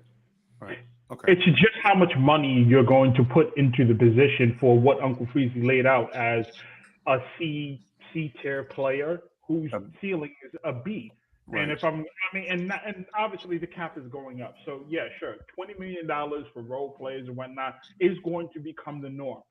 But if I'm going to put money into that position when I have a sort of discount prospect behind it and not having the opportunity to see what the real value is, I just don't know why I would create a logjam or create the potential of not being able to see the full value of it. You know, to me, it's confusion, though. Like, if you're going to bring in new players, you just confuse this team. You just confuse Tibbs. And you can't do that. Like, we saw something great at the end of the year. I think we all did. I got RJ. I was on Nothing But Knicks last night with stopping them on the Queen's Court. And I was talking about the fact that RJ is the glue to OB and IQ. You see the happiness there. You see the results there. We see it. The question should be, where's Randall going? You're right. That is a good point. Don't send him to Dallas to bring on Brunson there to Freezy point. You know, the main thing the Knicks have to do, we have to address getting a veteran point guard that can stay healthy. We need a veteran point guard that can. I'm gonna check on the puppy right quick. I'll be right back. Stay healthy. You're good. So Ron. Ron. Yeah. So in the chat, someone said, "I hear you, Tricky, but we got to compete though. Why do we necessarily have to compete this upcoming year? Is there a reason to hurry this? You never want to be out there as a competitor. A guy ain't playing to lose. These guys are playing to win at the end of the day. I guess the question would be, maybe he was asking, we got to compete for a playoff spot? I would like to develop these young guys. Well, I actually asked this question earlier. What is it that we are looking to do next season? If we're looking to be a playoff team, you clearly, as the playoffs are playing out right now, you need talent. You need an impact player. Is Jalen Brunson an impact player? That to each his own, however you may feel about that. If you're going to be a play-in team, then just, stand pat, add a couple of pieces and whatnot, and, we'll work our way into continuing development. If you want to be a lottery team, then you're absolutely standing pat with all of the young pieces, and you're just not really doing anything because you're really competing for drafts. But you know what, though, Ray? This front office and coach can't afford to miss the playoffs again. That's the only thing that throws a wrench in our thinking of, allowing this thing to continue to grow organically. Because with that, you gotta recognize, if they're gonna do that, they gotta let Dolan know, hey, this is the plan. We might not make the playoffs, but this is gonna be in the best interest of this team long run. Let me ask you a question. That's what has to be done. Hey, look, did y'all see what this man did last night? Yeah. Yeah, I saw that. Yeah. All right, then. So Knicks brass is down there. Look, the man is giving an audition. If this man knocks out Utah and he's putting up these numbers right here, you acquire talent. If it costs you Randall for him and he's doing what he's doing right now, you move Rose and maybe McBride and you keep quickly. And you keep the ball. Robin, if it was a fifth, we all be drunk. No, I'm just saying, well, we just witnessed what he did last night. So we witnessed the 40. So you expect the 41 40 points every night? And it's totally warranted, but what does that do for your position on IQ? He's going into year three. He's only you move McBride, you move Derrick Rose, and you keep the ship moving. Yes. I agree with that. So you're signing. If he continues to do what he's been doing since yesterday in this series, and he knocks off Utah and he keeps the ball moving, that's exactly what you need. At the point guard position. I'm not doing it. You got to be fiscal with the money too, and you got to think about RJ coming up. The money is Randall. You move Randall. That's the what money. He's getting at. That's where he's getting. You move Randall. That's the money. Get Randall out and give Obi a chance. You got to give Obi that chance. But yeah, Randall definitely got to go. You move Randall. You don't do the move if you can't move Randall. Brunson is good, but to me, I'm looking at IQ, and I'm seeing what IQ doing. I'm not going to look past IQ to go get a guy. This man is doing this in the playoffs, Ron. He's doing this in the playoffs. Guess what? Let IQ get to the playoffs and see what IQ do. Well, but you move Randall and you keep both of them. You move Rose and you move Rose, McBride, and Randall. That's what you do. What kind of money you paying Brunson? Leon Rose, what kind of money you paying him? I give him the 80. No, you're giving him about 18 to 20 million. Over how many years? You paying Randall 117. I give him 80. You Over do how 4 long? years. You do Over 4 4 years. years. Team option. So you think Brunson worth $20 million a year? Hey, if he keep on, 18. he's auditioning, 18. Ron. Ron, he's auditioning. If he keep on doing what he did last night, of course. He's If got he a keep on point, doing what Ron. he So What he did- you know what the other problem is? It's not just that point. You go into that point guard position, but what about that small forward position? That's still a problem. No, we got Well, Cam Reddish there. Wait. Obi, Wait, you tell me hold on Obi now. can't play small Hold on, forward? you said we got Cam Wait. Reddish. Wait a second. Before we Tibbs even don't get want him. We got Wait, RJ. before we even get to that, Cam. Rob, I do want to bring up something. You said you keep IQ. So what's the plan behind that? Are you splitting 24 minutes for each player? Because obviously you're paying Jalen Brunson to be some sort of long-term solution at the point guard position. He's an undersized guard. So is Emmanuel Quickly. How many minutes you're doling him out to, and can that be justified by what you're paying him? because he can play quickly can play the 1 or the 2. Doesn't matter. So if you play them next to each other, You can't do that. Okay. You moving Rose. You moving McBride. You moving Rose and Rob is McBride. kind of right here. So Think you about going with a the- small think- backcourt with a coach who don't like But small you point still guard. but you still got Grimes. Grimes Right. gives you size. But you just said you playing him and IQ by each other. You can play 3 guards, Ron. You can play 3 guards. I ain't going with Yeah, two right. small guards. Listen, No, that's I why think you got Grimes. I think Grimes OG is fine. is right. I think OG is right to the point that if that's all we can get for Randall, then I'm doing it. Because Okay. honestly, I'm going to get younger. I would rather have point guard depth than have Exactly. Randall at power forward. Think about that. Man, I'm going with a cheaper version, money wise, cost See, now effective you're being wise, cheap. and going to allow and somebody that's going to continue to mentor quickly to No, help him. the mentorship not- is over. I'm Rose is over. not spending $80 million on Brunson. Hey, look, When the Rose Knicks is got over. when the Knicks still mentorship. got a problem at center. That's Rose, another thing look. we fail to recognize. Okay, look so here. what contract would you offer Brunson if we did? I'm not. get him? I didn't told you ain't listening. I'm not No, offering him a contract. I'm listening, Ron. I'm I'm saying not if, offering him a contract. Period. okay, I don't want Brunson. I'm saying if they did offer him a Okay, contract, hear about this. what is It's not he? even- What It's is not he about being worth? cheap. It's about What having the is money he worth? available. We got to sign RJ. We got to start looking at potential. Can't answer that. Come on, answer that. Quit being soft. In 2 years Answer from what? now, Hold on, partner. Hold on. paying those Hold five on. cats. Say that again. What you And said, are we Tricky? looking for that superstar? Where's the money coming from? I said answer said, the got it? question. Quit What being soft. question? What's the question? The question is, say the Knicks do go that route though, and they Should trade Obi be Randall, up? they get Brunson. We got to who knows, also look maybe for a we superstar. Hold on, Anthony. I want to hear what Tricky had to say. Go ahead, hold on. Tricky. Hold on. What would you pay Brunson if it was forced upon you? That's a simple way to put it. I'm not. I just told you, I'm not paying him nothing because if What I'm would Leon you Rose, pay I'm him not though? signing What him. do you think his worth is? I'm not signing. Period. I know you're not. I I'm don't saying want no if part they of it, did, so I ain't gonna give. I can't okay, give you a number to so- something that I so don't want. if That's the like me Knicks saying I'm do, gonna go buy if me a the car Knicks, you're not on a listening. lot that I don't If want. the Knicks do, if the Knicks sign him, Exactly. what I would they wash pay? my for him? hands off of that. I ain't get What to would ask they pay somebody for else him? who want What Brunson would wanna they talk pay that. for him? You're not answering the question. I'm 'Cause I'm asking you a not simple paying him. question. Okay, That's it. I know you're not. I'm It ain't saying no further question what to ask. should the Ask somebody Knicks else pay him? that what they would pay him because I Yeah, just told you you I gonna don't want him, back so off I ain't like gonna pay that? him. Really? Ask Listen. somebody else that question. Listen, what would you pay him Hey, if this the a- Knicks hey, signed him? That's an If you were the GM of the Knicks and you're signing Brunson right now, what are you paying him? zero. Simple question. You want a number zero. Yeah, so you you're can be between you're line with avoiding the zero. question. You're avoiding the question. You know, avoiding the question. Yeah, you are. You're avoiding the Man, question. hey, tricky Period. nigga, man, go on to something else, man. You beating a dead horse, man.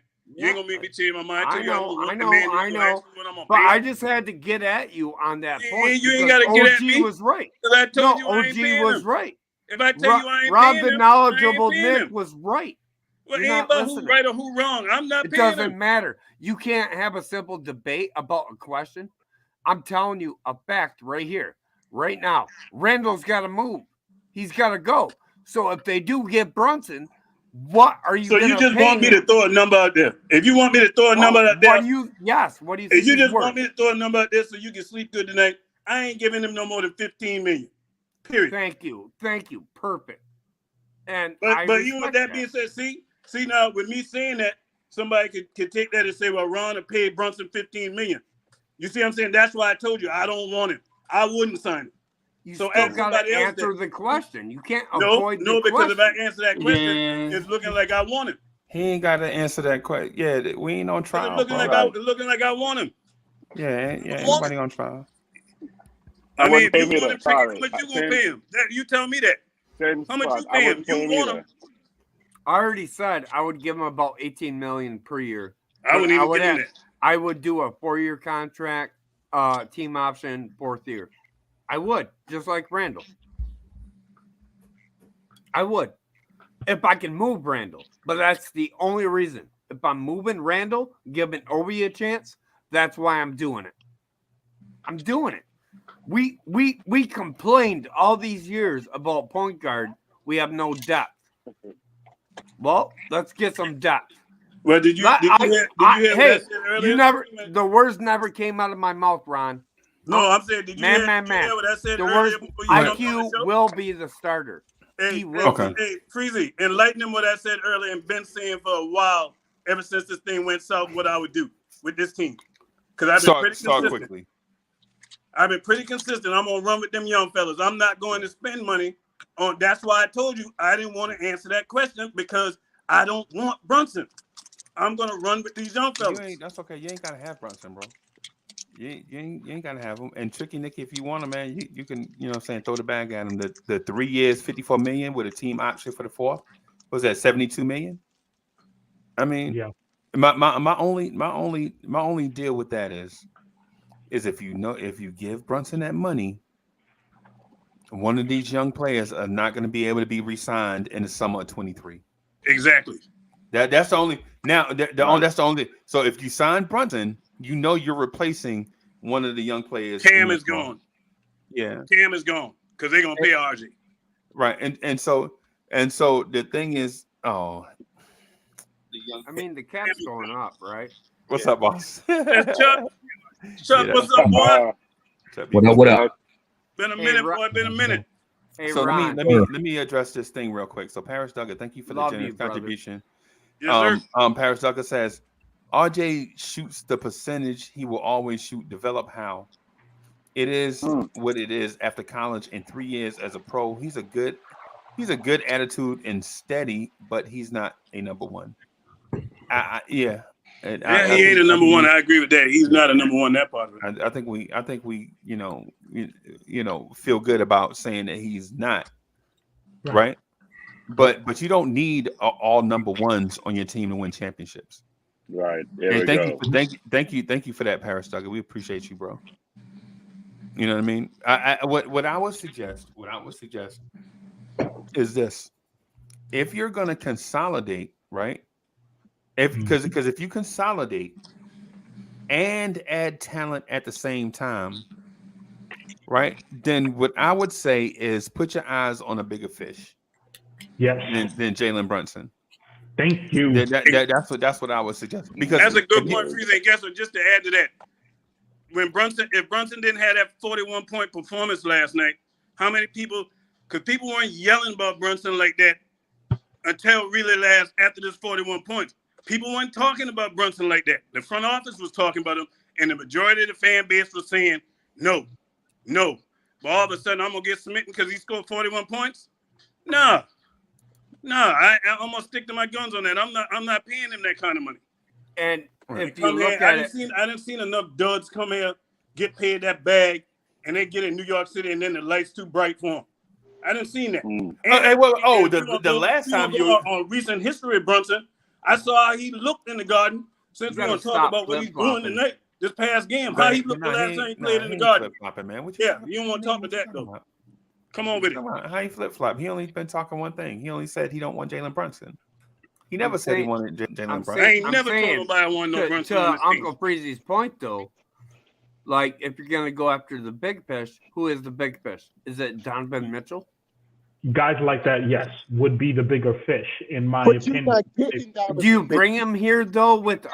RJ and those boys? Look, let me tell Do you you? something. Donovan Mitchell's contract just comes into fruition next year.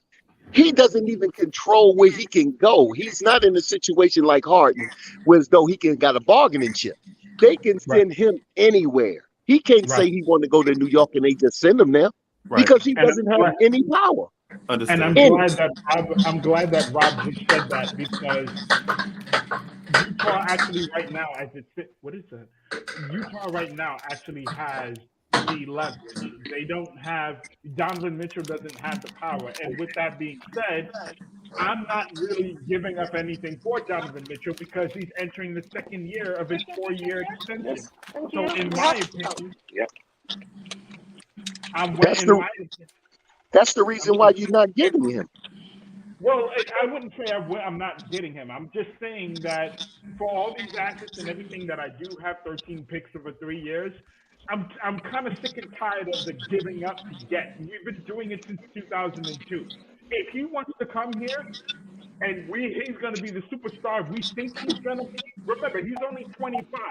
His contract ends, he'll be 28, 29 years old. If he's the superstar we think he's going to be, then I will see you in 2025. I don't need to dump all of my picks in order to get you right now in a loaded Eastern Conference that's going to give me what? So I get Donovan Mitchell right now, and then my team does what? That's the only reason why I'm not pulling the trigger. He's speaking the gospel right now. I'm not pulling the trigger on trading for Donovan Mitchell right now. My core foundation hasn't even been fully established. I need to know what Quickly. I need to know what Cam has. I need to know what Obi has. I need to know what RJ has. At this point right So now, why is he even a question right now then? because the only reason why he's a question right now is because Utah's situation is falling apart right before our eyes. Yeah. Says who? Wait. Are we going to blow everything up to sign a star? Think about it. Time out. Reality, you're on point. Let me answer Rob's question. Utah has a top 6 payroll. They can barely get out of the first round. They don't have an avenue to get better. They have no draft picks this coming draft, and they only have one. But if I was to move anybody, it wouldn't be Donovan. It would be Rudy Gobert. But here's the thing. He's a traditional 5. In an evolving stretch 5 league, how many teams are signing up for Gobert? Nah, look, who was signing up for Westbrook? 3 other teams. Because $47 million is coming off the books, even if I and Westbrook is a Westbrook is a former MVP who averaged a triple-double for a season. A defensive player of the year multiple times. In an offensively driven league. Right. Hey, look at here. Defensive player of the year. It 4 or 5 times. Though. I think his point is it doesn't always work. It personally favors me. If I was the GM, I'm doing that Russell Westbrook deal. D-Wade is not getting rid of Donovan Mitchell. Simple. Okay. D-Wade is not a fool. D-Wade is a minority owner in the team. He's not pulling no strings. He got a voice. He a minority owner. He got a voice guy. though. He got a voice. They would listen to him. He ain't the guy. Can I ask you guys this question? How did Golden State get good? They got good through the draft, right? Absolutely. Okay. Not entirely. They kind of did. Their foundation with Clay, Steph, I know KD came in late, but Clay, and Steph, and Draymond. They're ready. The foundation. Their foundation was good through the draft. Why can't we? Draymond, Clay, and Curry draft. Like you, RJ, and Obi are something to reckon with. How Golden State got good. Uncle Freezy, it might take a years. It might take 2 or 3 years.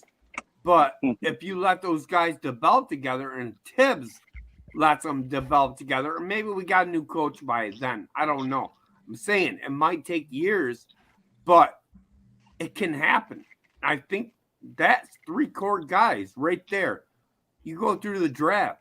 And if you got to get rid of Randall to get Brunson, you get a little younger there, you get a little depth at that point guard position. Think about that. And then what comes in the future? That's what we got to think about. I'm interested to hear Chuck on this. Chuck is sitting back and cut, man. Chuck, man, good to see you, boy. Good to know. Enlighten us, man. Enlighten us. Tell us how you feel about this thing, man. The direction where you trying to go at that position, if anything. Yeah, this is bad. This is bad. Thank you. I agree. For one, we're not on Golden State's level as far as drafting. A+. Nope. We're not a good draft. We haven't been a good drafting team. That's for one. For two, I'm hearing a lot of how do I say it? You don't want to add talent because it causes confusion. That's confusing. You're supposed to be, the idea is to get better. How can that statement just baffled me? I don't want to add anybody because it's going to cause confusion of what? They have nothing right now. Grant, you're building from the bottom. There's nothing to confuse. The team don't have an identity to throw off. I agree with that one. 100%. And Brunson is a point guard. We haven't had. Are you saying they didn't discover identity late in the season when Randall wasn't playing? Yeah, yes, I'm saying that. I think you're wrong on that. All right, let me tell you why. All right. What I'm saying is they discovered the ability to play teams that were tanking, which always happens at the end of the season. That's what you've seen. Guys that usually don't get that many minutes, they get it because they playing against teams that don't have nothing to play for. Those are meaningless games. We took at least 20 meaningless games and put meaning to it. So you didn't see the press conferences at all? I don't care about that.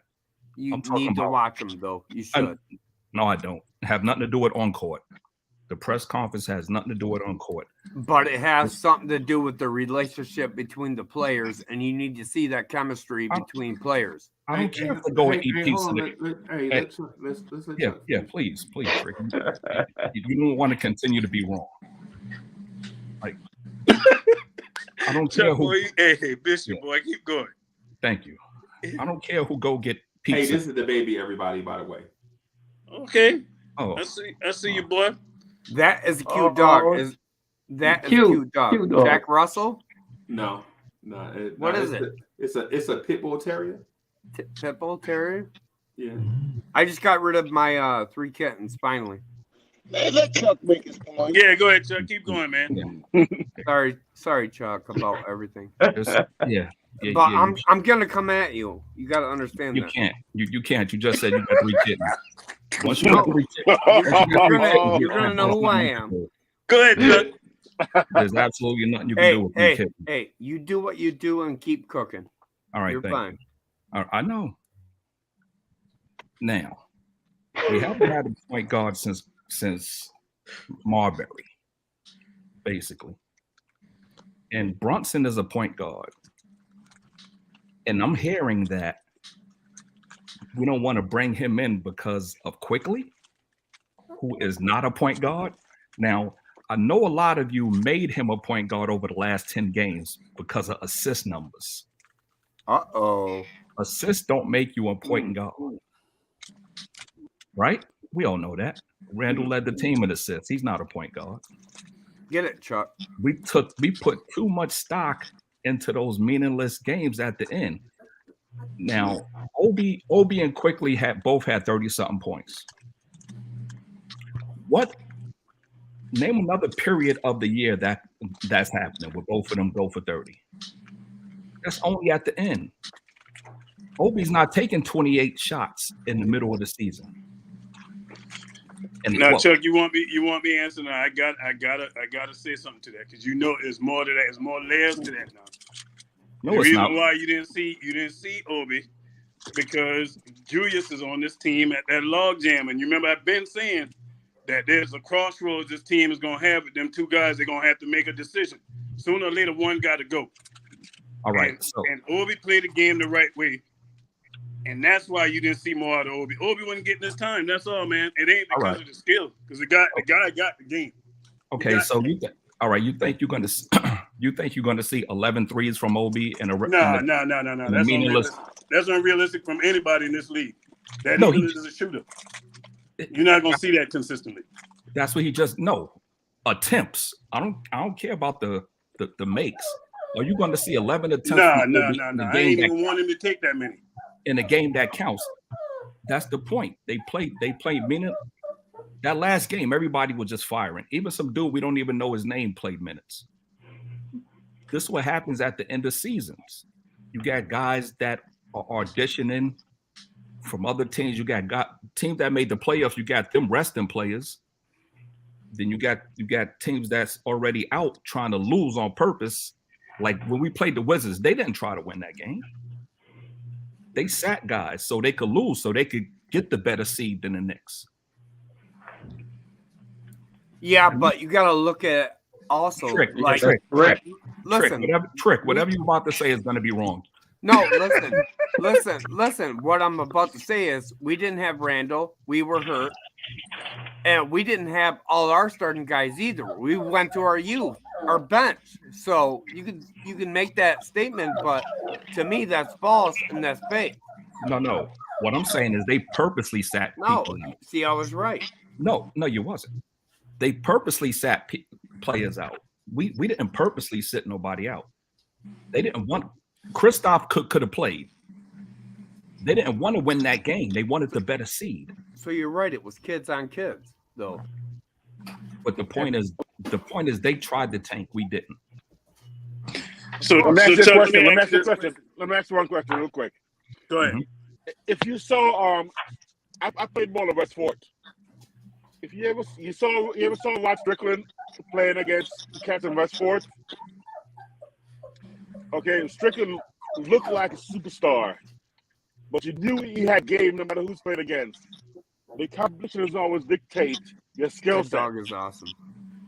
So the fact that they were playing against, let's say, guys who were not star level, not starters, they're still NBA players playing against NBA players. And a skill set is a skill set. A three-point shot is a three-point shot. Dribbling is dribbling. Passing, even with scrubs around you, is passing. You can't deny IQ, Obi had skill sets that were demonstrated no matter who they were playing. If they're playing some, Girl Scouts. They busted heat too now, Chuck. Don't forget about that too now. All right. They had some strong comps. So it's not just they played lower level skill set.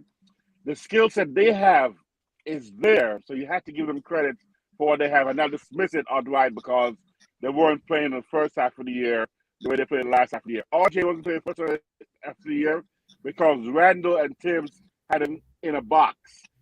Obi was in a tiny little box. All right, and so once they open it up, go ahead, man. All right, thank you.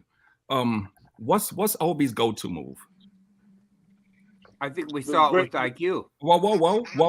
The breakout for the dunk. That's all right. All right. So whoa. But he shot the three. Hold up. With IQ. Trick. No, you got 3 cats. No, you got 3 cats. Listen. So man, I got rid of all my cats. You ain't listening. All right. So I asked you. All right. So I asked you what's his go-to move, and you told me basket hanging. Whoa. Wait a minute. And your answer was basket hanging. Right? What's his go-to move? Think about that. Think about that.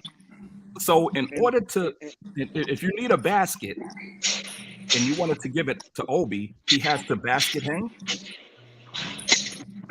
No, I'm saying that because it was the opportunity he had presented to him. Okay, because right now I can say to you, what's Elon Musk's specialty? Electric cars, foreign company, the spaceship. What's his go-to? What's his opportunity? PayPal? Whatever you got an opportunity to do, you excel at, and you demonstrate that. Then when you get another opportunity, you excel at that. You keep adding the layers. You can't just say because he had only one opportunity to show what he had, he didn't take advantage of that, and it looked like his go-to move. It was the opportunity for that move. All right. Okay. Basket hanging is not a move. For one, he's a skill set. He's a skill set that he maximized but he won't give opportunity until later in the season to demonstrate his other skill sets. Obi in college had a complete game. He had an inside game. He had a little mid range. He had his 3-point was 40+%. He has those skills, but he's not given the opportunity in the right circumstance to demonstrate them. He That's has my no opinion. post game. Zero. He has zero post game in the NBA. For one, in college, he was the oldest one there. Are you for real? Yes, I'm Okay, 100%. no. You're wrong. You're on this day. He had post game. He hasn't been able to demonstrate it. He Hey, has Chuck. no post game. I've seen my guards God. check him in the post, and he didn't know what to No, do. maybe He has Tibbs zero ain't post putting game. him in that situation, but did you watch him at Dayton? I don't care about Dayton. He was the oldest one in the Doesn't in matter. college. He has He was the post oldest game. one. He was the He needs biggest to be guy. put in a situation, given the opportunity to do it. Think about that. Trick. No, he's right. I'm sorry. I You're thank wrong. you. Thank you. Yes, you're wrong. Thank you for noticing. Whatever, Chuck. Chuck is back acting the fool again. Now, Chuck, I'm gonna tell you this about Obi, and you know this is to be true. That man have showed you flashes of things you didn't see in year one. You didn't see no fadeaway jump shot from Obi. You didn't see that. There have been a few games where I watched the man post up on the box down there in the little block. I saw that from Obi this year. I've seen Obi take a person off the dribble. You didn't see that, and don't look like you ain't know what you've been seeing, because they even commented on it. He loves Randall. Seen him do. The one thing Obi has always done since he's been here that you can't teach is effort and hustle. Okay. You can't teach that. Either you want that or you don't. And the ability to blow past this man, to lead people, that's a skill everybody don't have. And Obi is good at getting out in the break. And Also, you know that. on the So that is a skill set. You can't teach that. Hold on. on. All right, so let me. So all right, hold on for just a second, man. So Anthony, hey, hold on for just a second. Let me do this. I just want to make it clear, man. When somebody be talking, man, just be respectful and wait your turn. You know what I'm saying? Like instead of like when Ron talking, somebody jump in and cut Ron off, or Tricky talking and somebody jump in and cut Tricky off. Man, just let people finish their thoughts. Just real quick. CWC, what's good, bro? What's good? What's good? Hey guys, I gotta go, but bring Brunson to MSG, baby. We need Brunson. Bring him. That's all I had to say. I'm out of here. I see you, Bass. What's going on with your CWC? What's good? What's good? And yeah, man. So I just wanted to jump in with the Golden State point about the draft, because Chuck and Tricky mentioned that Golden State got it right in the draft, and both of y'all are absolutely wrong. Golden State got lucky in the draft. Not luck. Yes, it's luck, because here's Golden State's draft. I'll name it to you. They did get lucky. Right. Yeah, okay. They didn't get lucky, right? But listen to how wrong they you did. They got lucky. So they drafted Michael Petrus 1 year, Andres Biedrins, Ike Diago, Patrick O'Brien, Marco Bellinelli, Anthony Randolph, Steph Curry, Ekpe Udoh, Klay Thompson, Festus Ezeli, Harrison Barnes, Kevon Looney, Damian Jones, and they got lucky in the second round with Draymond Green.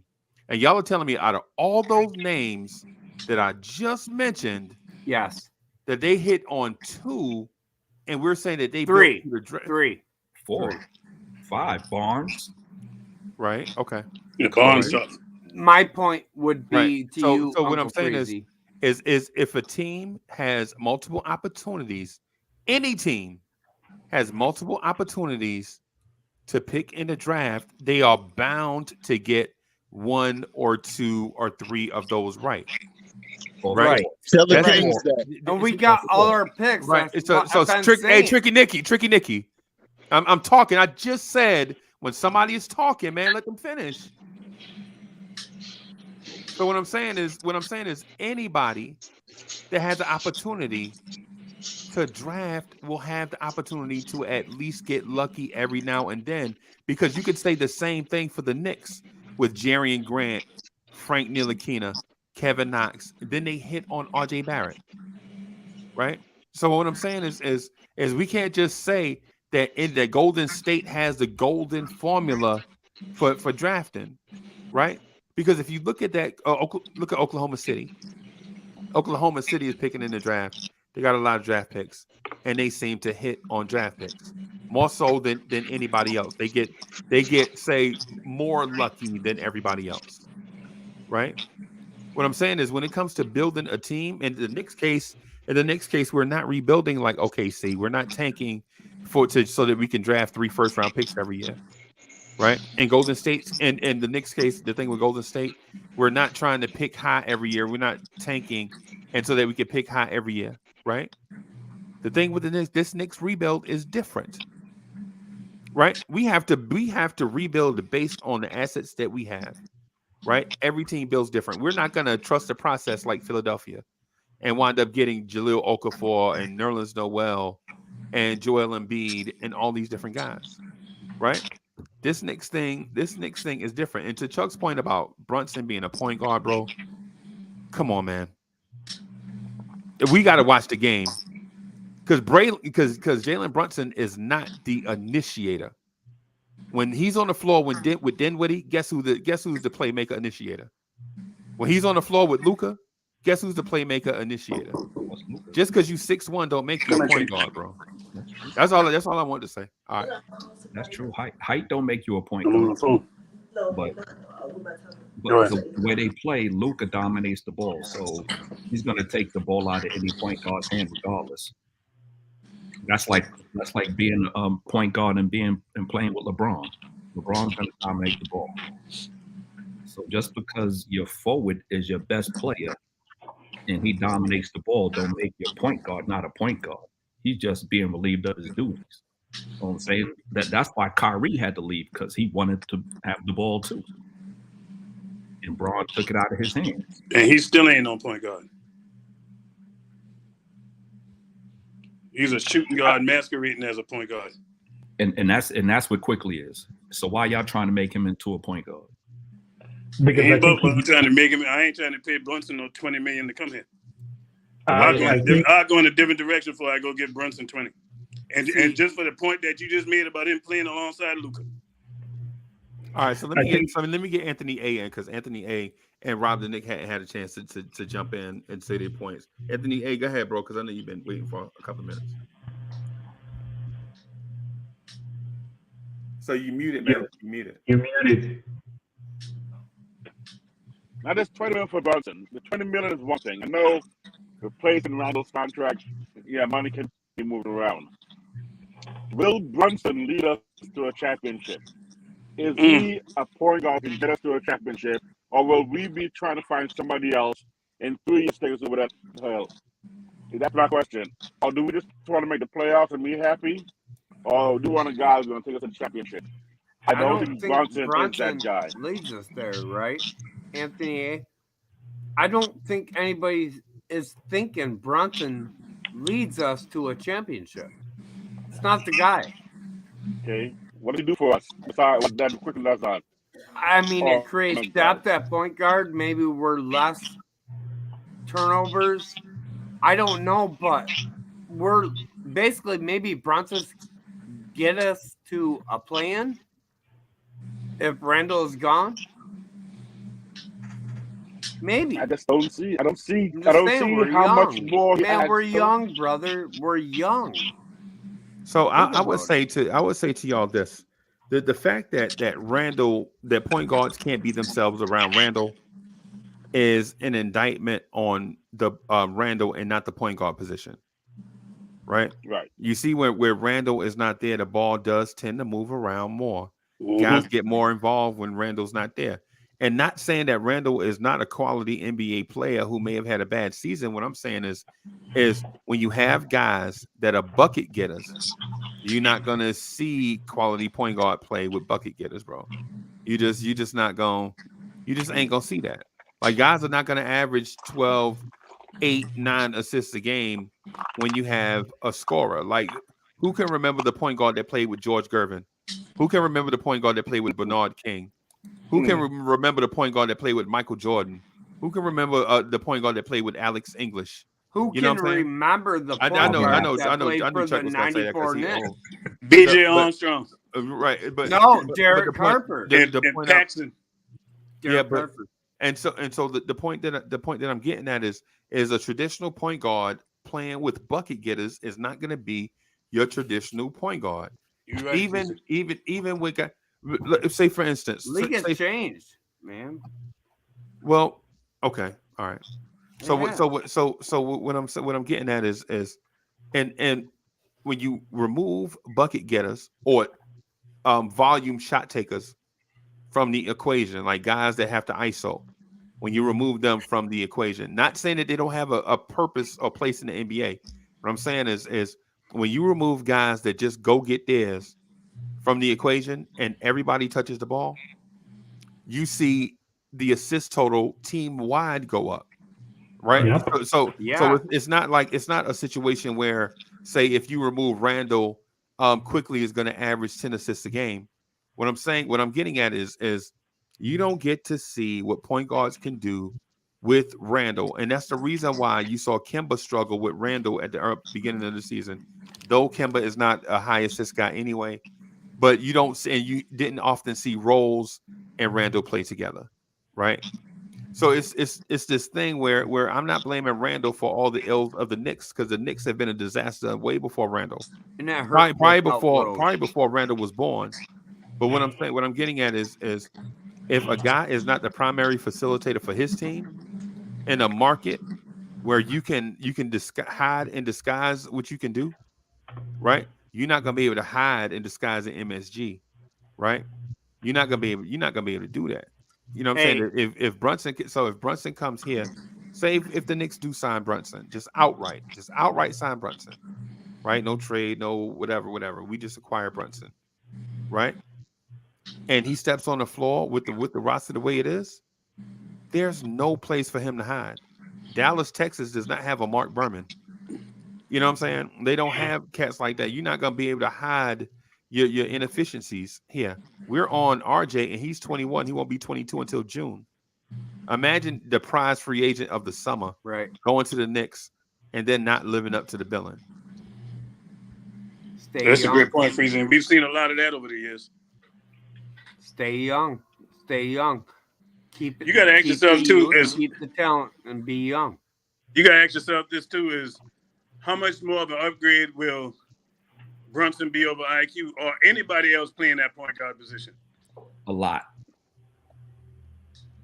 No, Breezy was right, Keith Turner. So you know.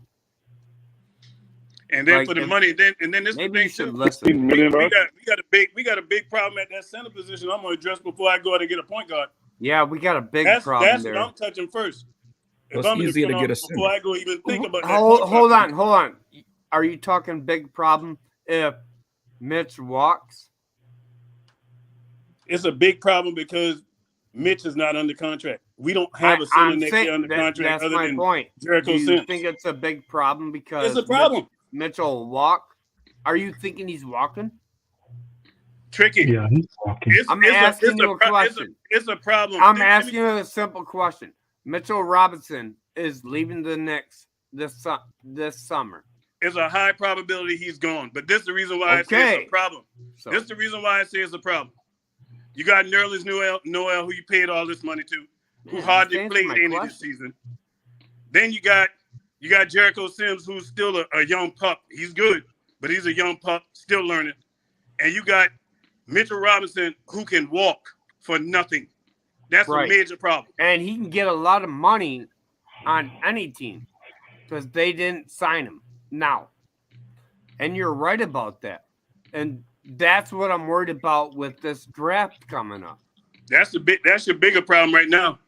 Is that center position before they be thinking about that point guard position? Yep. I'd be like now we're looking at New York possibly drafting a center instead of a point guard. Think about that. And it's the thing, you still got Derrick Rose under contract too.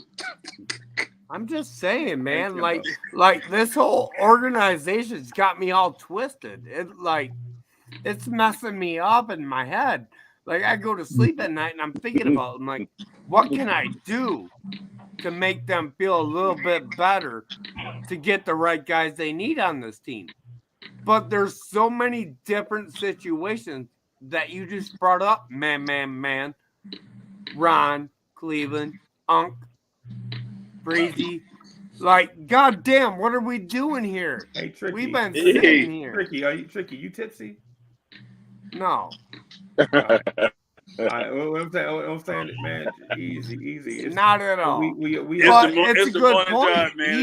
He brought up a good point, and it's like, do we draft a center, or do we draft a point guard? Or do we get a point guard in free agency?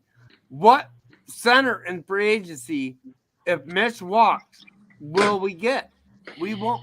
Like I'm like this right now. But I don't know. Listen, so you said a couple things, right? So previously, you said Hit the like. You were speaking subscribe. Yeah. So previously, you were speaking to a point where building and playing, building the team, developing the youth, and that, right?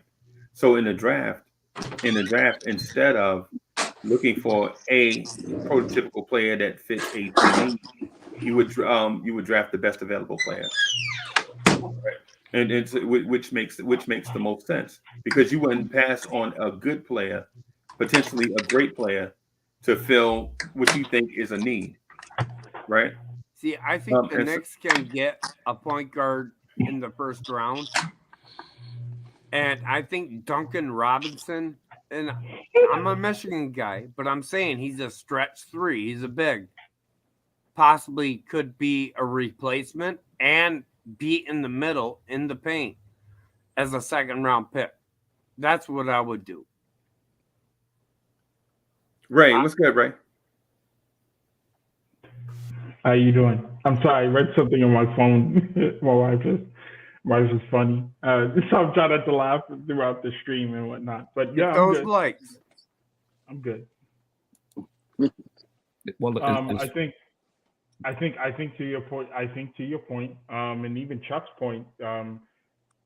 Well, to your point, Uncle Freezy. I think, man, this is really just going to come down to what kind of team do we want to be, and I'm having a hard time with the consolidation aspect of all this, because I don't know. I don't know if Jalen Brunson moves the needle. I see it as a connection, nepotism kind of thing. And, sure, nepotism happens in many different fields and categories and whatnot, but it's just, I think there's so much more available talent that is at our fingertips with the plethora of draft picks and assets and things that we have to do better than a Jalen Brunson. If I'm doing a Jalen Brunson, it's not a first choice.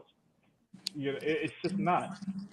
That's not to say that Jalen Brunson is not talented. I already have Emmanuel Quickly. I have something on my hands, and even I'm not. I know Chuck may not agree with that, and that's totally fine. It's just I'm having a hard time bringing in a Jalen Brunson and finding room for understanding what Emmanuel Quickly is. And mind you, a point guard is not just someone who gets assists.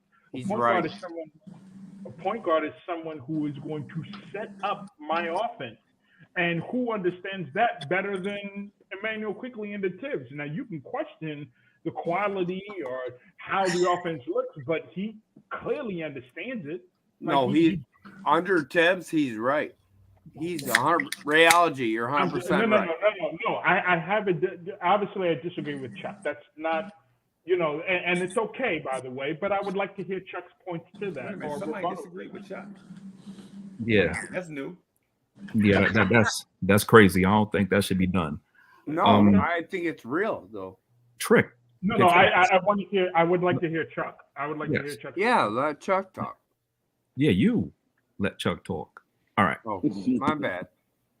You said Quickly orchestrates the offense.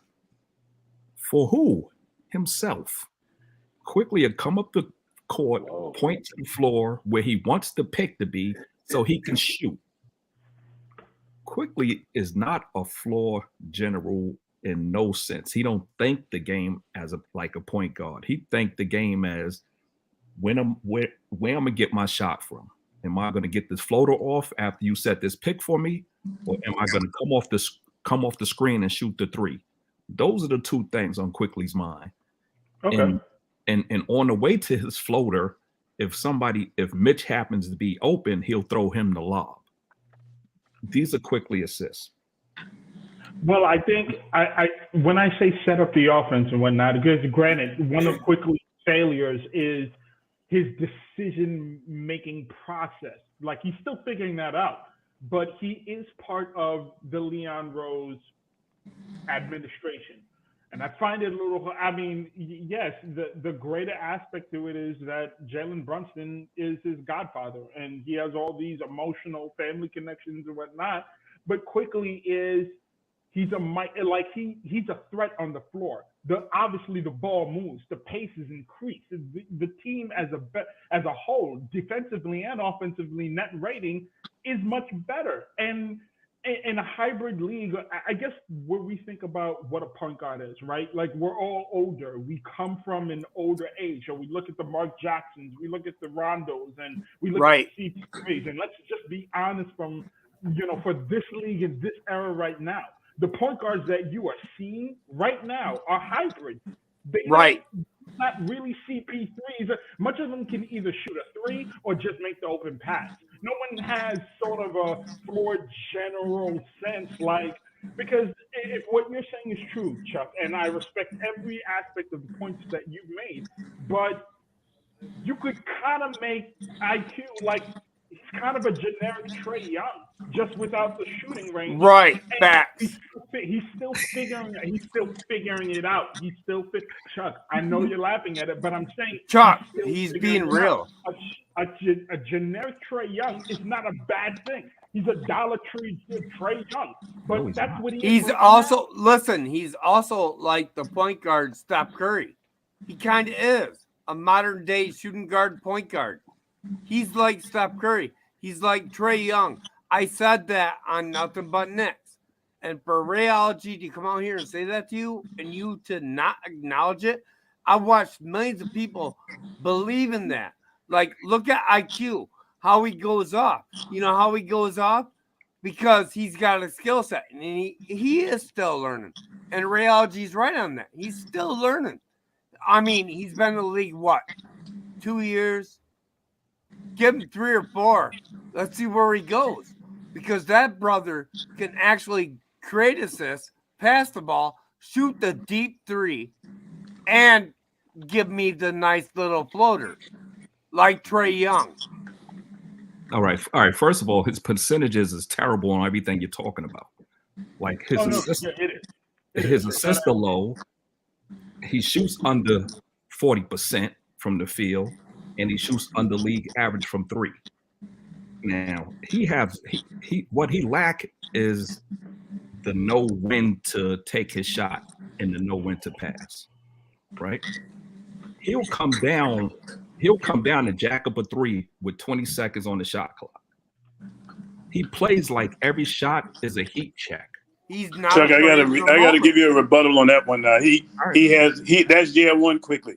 That's this year 2 quickly have gotten a whole lot better with his shot selection because that was the thing that got me upset with quickly, where I was ready to get him up out of town because I was seeing a lot of the same things early in the season that he did last season too, man. Part of that too is Tibbs, though, man. Tibbs is yelling at his better. He got better with the decision making and his shot selection. It wasn't nothing like year 1. He is better. He is better. He is better. What I would say to the Jalen Brunson thing is, man, if you can't prove to us that you can be the lead point guard on your own team, how am I going to bring you to the Garden, to the pressure cooker, and say lead this team that has needed a point guard for years? That's my only deal. I don't care. Man, as far as the Knicks searching for another point guard, I don't care. I'm saying not Brunson. That's what I'm getting at. That scares me, Freezy. That's my main thing. I'm like, you playing in Dallas. Yeah, this game last night, the other night, it surprised me because I'm like, okay, oh man, he did that. It wasn't no Luka. But he plays beside Luka, and I can't discount when the guy was in the Garden how he looked. So when we played against him, Ron, and he also played last night alongside of Dinwiddie, who played point. And that's the thing. People look at Brunson's height and just say, "Oh, he's 6'1", so he's a point guard." right? I'm gonna ask but the a entire simple time, question. tricky Does the Nicky, starter? So what I'm getting at is just because you look like one doesn't necessarily mean you are one, bro. Because you get a guy and he's a fraud. Listen, the guy looks to me like Lou Williams, right? Do you want Lou Williams to be your starting point guard? Who are you talking about? Quickly? No, Brunson. No, Brunson, not Quickly. Because I knew you was gonna say who Quickly. Touche. That was good. I see how you threw that in there. I saw how you threw that in there. That was slick, right? But the thing is, Chuck, is if the guy has never led ever, not even for long stretches, ever been the guy on his joint, how you gonna expect him to come to the Garden and do it? That's what I'm saying. We get, I think what it is we get enamored with, hey, he's a point guard that can score, right? And then we say, hey, well, he must be the future of the Knicks at the point guard position. Nah, man. What I'm saying is, Chuck, if you got another point guard in mind, I'm open to that discussion. I'm saying this guy though, just may not be it. And I know you may counter with Quickly may not be it. But we have Quickly.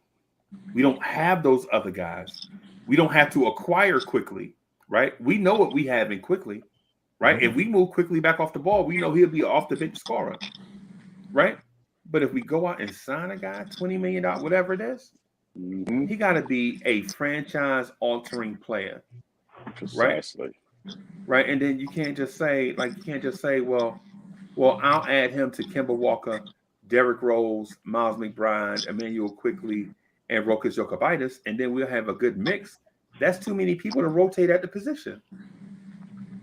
That's what I'm getting at. That's what I'm getting at. I mean, if you mentioned Fox or Sexton, I'd probably be okay. By the way, who would draft Rondo in the first round right now? Rondo? Would you draft him? Would be a first round draft pick? Not this era of basketball. Not this era of basketball. No, he won't be a first rounder in this era. He wouldn't be a first rounder. Because the hybrid guard is where it's going.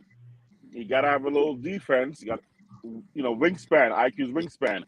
I'm sorry, that alone makes me favor IQ over Brunson. That makes zero sense. All right, so Frank had the longest wingspan of all time. What do that mean? Okay. What does that mean? Frank was Stretch Armstrong. It's one factor. It's one factor. Yes. It's just one factor. I'm saying add the other layers of what he has, not just the wingspan, but it's one factor in multiple aspects of his game. And I'm telling you, I think the shooting was off this year because he had to switch position, and the coach just wasn't doing it right with him a second string, playing 10 minutes a game sometimes because Burks was playing 35, 40-minute games. Burke. Okay. All right, Ant. You made 2 points today, right? One of them was basket hanging, and then the second one was wingspan. I want you to go sit on it. I want you to sit on it. Okay. So I'm saying I gave you this 1 point. You didn't make a point. You asked me a question. What was Obi those for?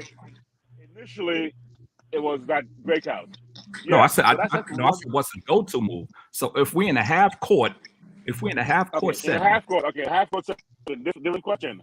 In a half court setting, what was he assigned to do was to stand in the corridor and three-pointer. That's what he was assigned to do. Again, what's his go-to move? No. Obi has multiple moves, but never got the opportunity to do it. And let me ask the question. Yes. You in a half court set. 20 seconds left. You're down by 1. Can you give the ball to Obi?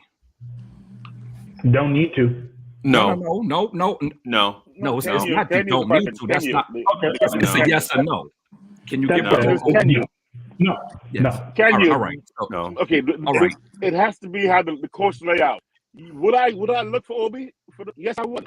I would, because I think he has 3 different opportunities to either take that three-pointer if he's on the outside, a little bit closer inside, he can make that drive to the basket. And I still think Obi's mid-range is underappreciated. I think he just has an opportunity to do it. I'm Hey, telling Anthony, you, I think Anthony, Obi hey, has what we missing here is this. For about a year and a half, when Obi was in the corner and they closed out on Obi didn't attack the closeout, which means he didn't want to be aggressive, making a move going to the basket. That's not Tom Thibodeau's fault. If you don't attack the closeout, you all you got to do is put the ball on the floor and go to the basket, or pump fake, get the defender in the air and go. Make a move, threaten the basket, right? Obi wouldn't do that. Is that Tom Thibodeau's fault? No. That's not a Tom Thibodeau thing. That's an Obi Toppin thing. Yes and no. Yes and no. Let me give you why yes and no. I'm going to give you my example. My freshman year in college, at varsity, I got on the team. This is not a basketball, soccer team. I also play both, right? There's a cat named Ulrich, this German guy. Man, he was a total offensive scorer on the team. The coach saw me and gave me varsity pickup game. Warm-up game, and I scored a couple of goals. He couldn't believe it. Next game, Ulrich started. 15 minutes in, he brought me in. I was in front of the goal. Do you know how big a soccer goal is? How big it is? I was in front of the goal with no one, even the goal was behind me. No one was in front of me, but I froze looking for Ulrich. I don't know why. I'm like, Ulrich, here, take the ball. You're the scorer. That was Obi's mentality. I'm not the scorer. What does that have to do? What does that have to do with Tibbs, though? Because the coach out. Obi's mentality has nothing to do. You have to be as a first. So I understand what you're saying. Like in our normal jobs and all this stuff, our boss has a lot of control over what it is that we do, right? And we all have bosses, right? Everybody who's working has a boss, right? Because even if you're the owner, the customer is what drives your decision maker, right? Your decision maker. But the thing with Obi is not that Tibbs was like, yo, if you don't have it, do this. Obi's thing is dudes would close out on Obi hard when they knew he couldn't shoot, and he still didn't attack the basket. That's not a Thibodeau thing. That's an Obi Toppin being aggressive thing.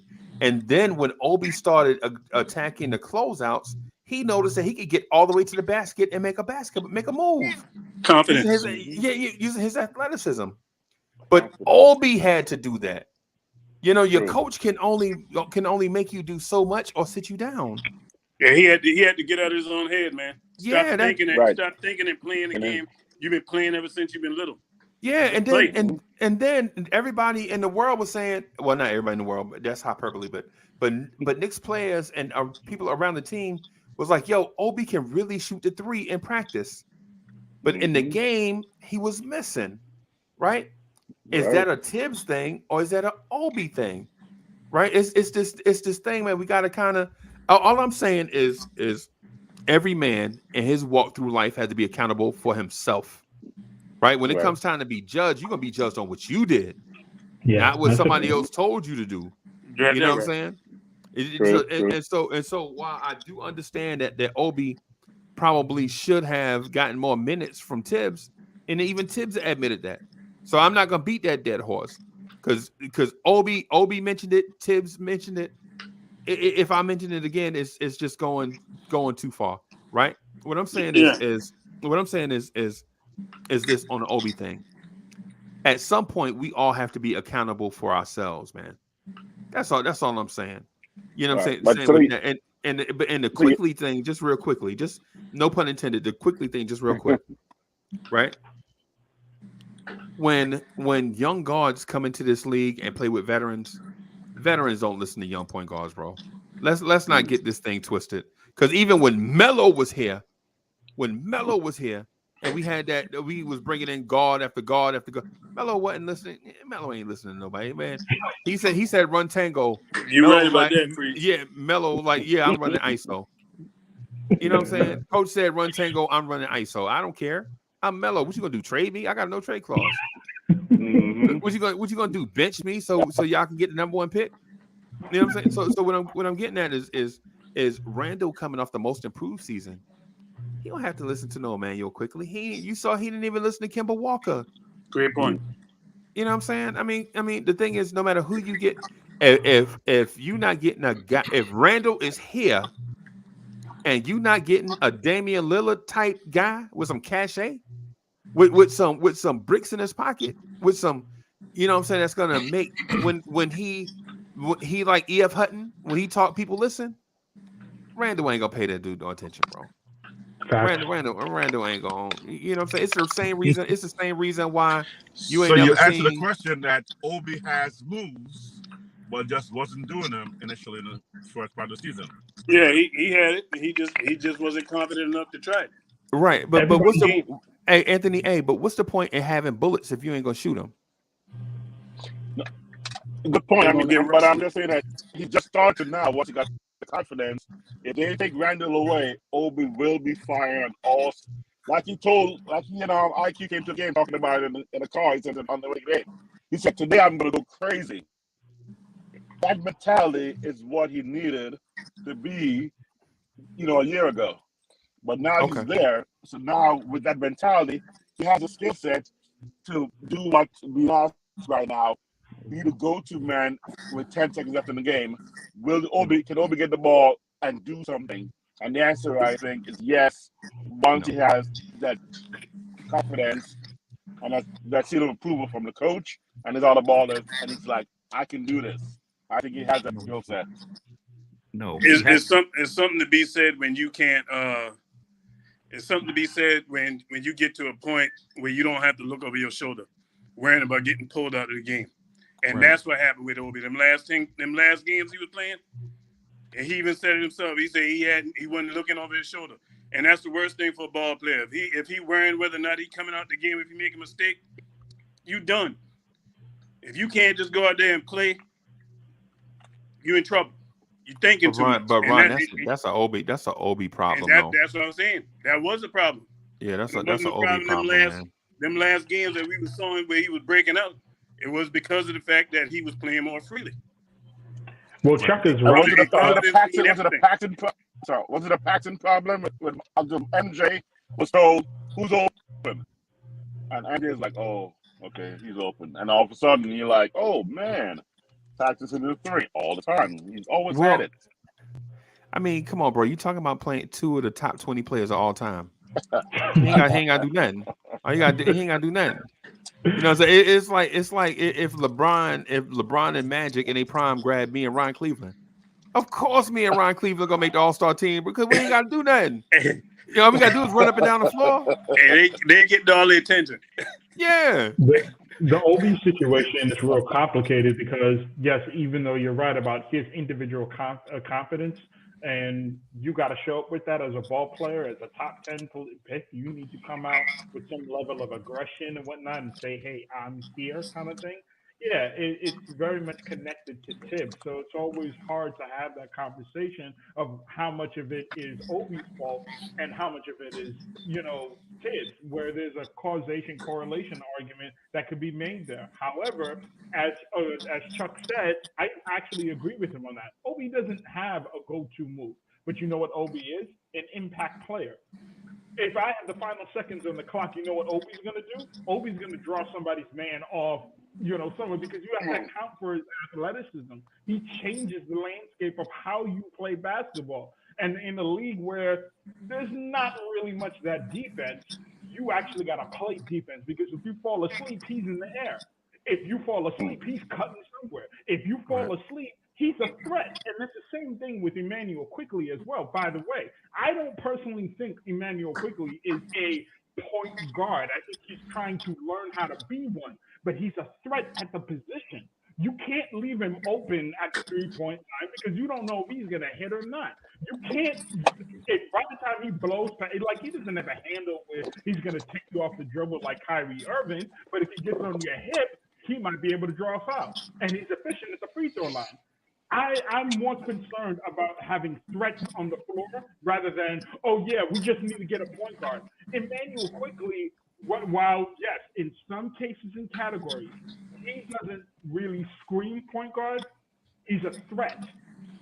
And the NBA is all about matchup advantages. And Emmanuel Quickley creates that. I'm not saying Jalen Brunson doesn't do that. I'm just saying that the NBA is made up of matchup advantages, and if you have that, you can win. You can do some things. Yeah. That's Hey guys, my I gotta wrap up right here. I just want to holler at my man Chuck just real quick, man, and let Chuck go, man, real quick, because I know he been patient, man. You got something you wanna? Yeah, I want to. You say you want to get off aside from that whack Yankees hat? Yeah. all day. Wear that. Yankees all day. 28. Yeah. Most all day. At night. Yeah. Quickly is a threat to take a bad shot. That's what he's a threat to do. These are facts. He's a threat to dribble out the shot clock. Right? And he's also a threat to get in the lane, stop, and turn around looking for help. Why do he do that? He also don't have a left. That's another thing people don't talk about. He don't have a left. He's right hand dominant. Now the other guards you was talking about, or not traditional guards, none of them get in the lane and stop. We see Quickly do this all the time, every game. He gets in the lane, stop, nowhere to go. Does the Moutier, the Moutier move? Yeah, right. He gets in, turns around, looks for help. And another thing he do is he constantly hunts for fouls. He'll throw up a terrible shot, hoping to get fouled, hoping to get the call. They stopped calling it in the first half of the 75% of the season. They wasn't because of the Trae Young and Harden. They wasn't going to call that no more. So that slowed him up. That slowed up his attempt on floaters because his floater was about getting the contact. You know what I'm saying? He used to get in the lane and have you on his hip so he could jump into you and get the contact. Right. And that they said they wasn't going to call that no more, his floater attempts went down. But he started getting the call late in the season. I don't know why they shied away from it. The same way they shied away from penalizing guys for flopping. It don't happen no more. Right. It's weird. But Quickly's not the answer at point guard. I'm sorry. He needs to be, so who is the answer? He needs to be off the bench. That's his best role. The microwave, Vinnie Johnson or Lou Williams role off the bench. Or Jalen Brunson type. All right, yeah. That's fair. Completely fair. That's completely fair. I like Schroeder. Chuck, that's the first thing you said. Me and you agreed on. Pretty much. I'm 100% on Schroeder. I've been yelling Schroeder for 2 years. Plus. Me too. Get it. Me too. And they could have got him last year, and it didn't. And he's gonna be cheaper than Brunson.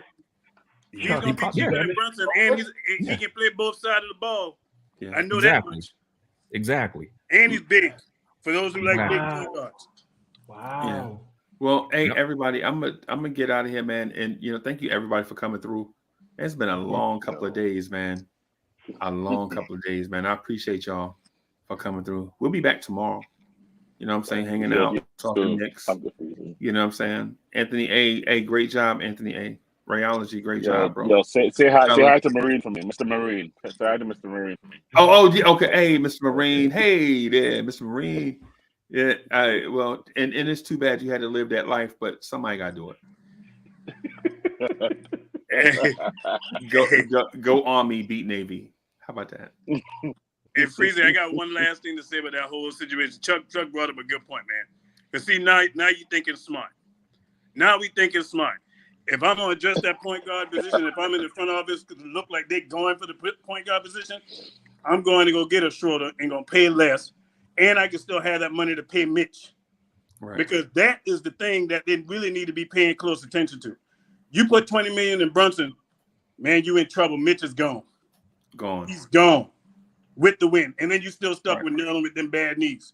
Come on, man. Right. What we doing? We need to be trying to get that point guard on the cheap. If you're going to go after one that's going to be efficient, team-friendly cost, like Leon been pinching pennies since he been here. He ain't been spending no money. Go on, get Schroeder. Ain't going to cost you much. And go on, keep Mitch here, man. If Mitch goes, we're going to be in a world of hurt. I'm telling you right now. Because everybody yelling Jericho Sims. I like Jericho, but he ain't ready. He ain't ready, man. He just saying. And yo, you know what? I'll continue this tomorrow. Yeah, man. Hey, man thank y'all. Good to see you, Chuck.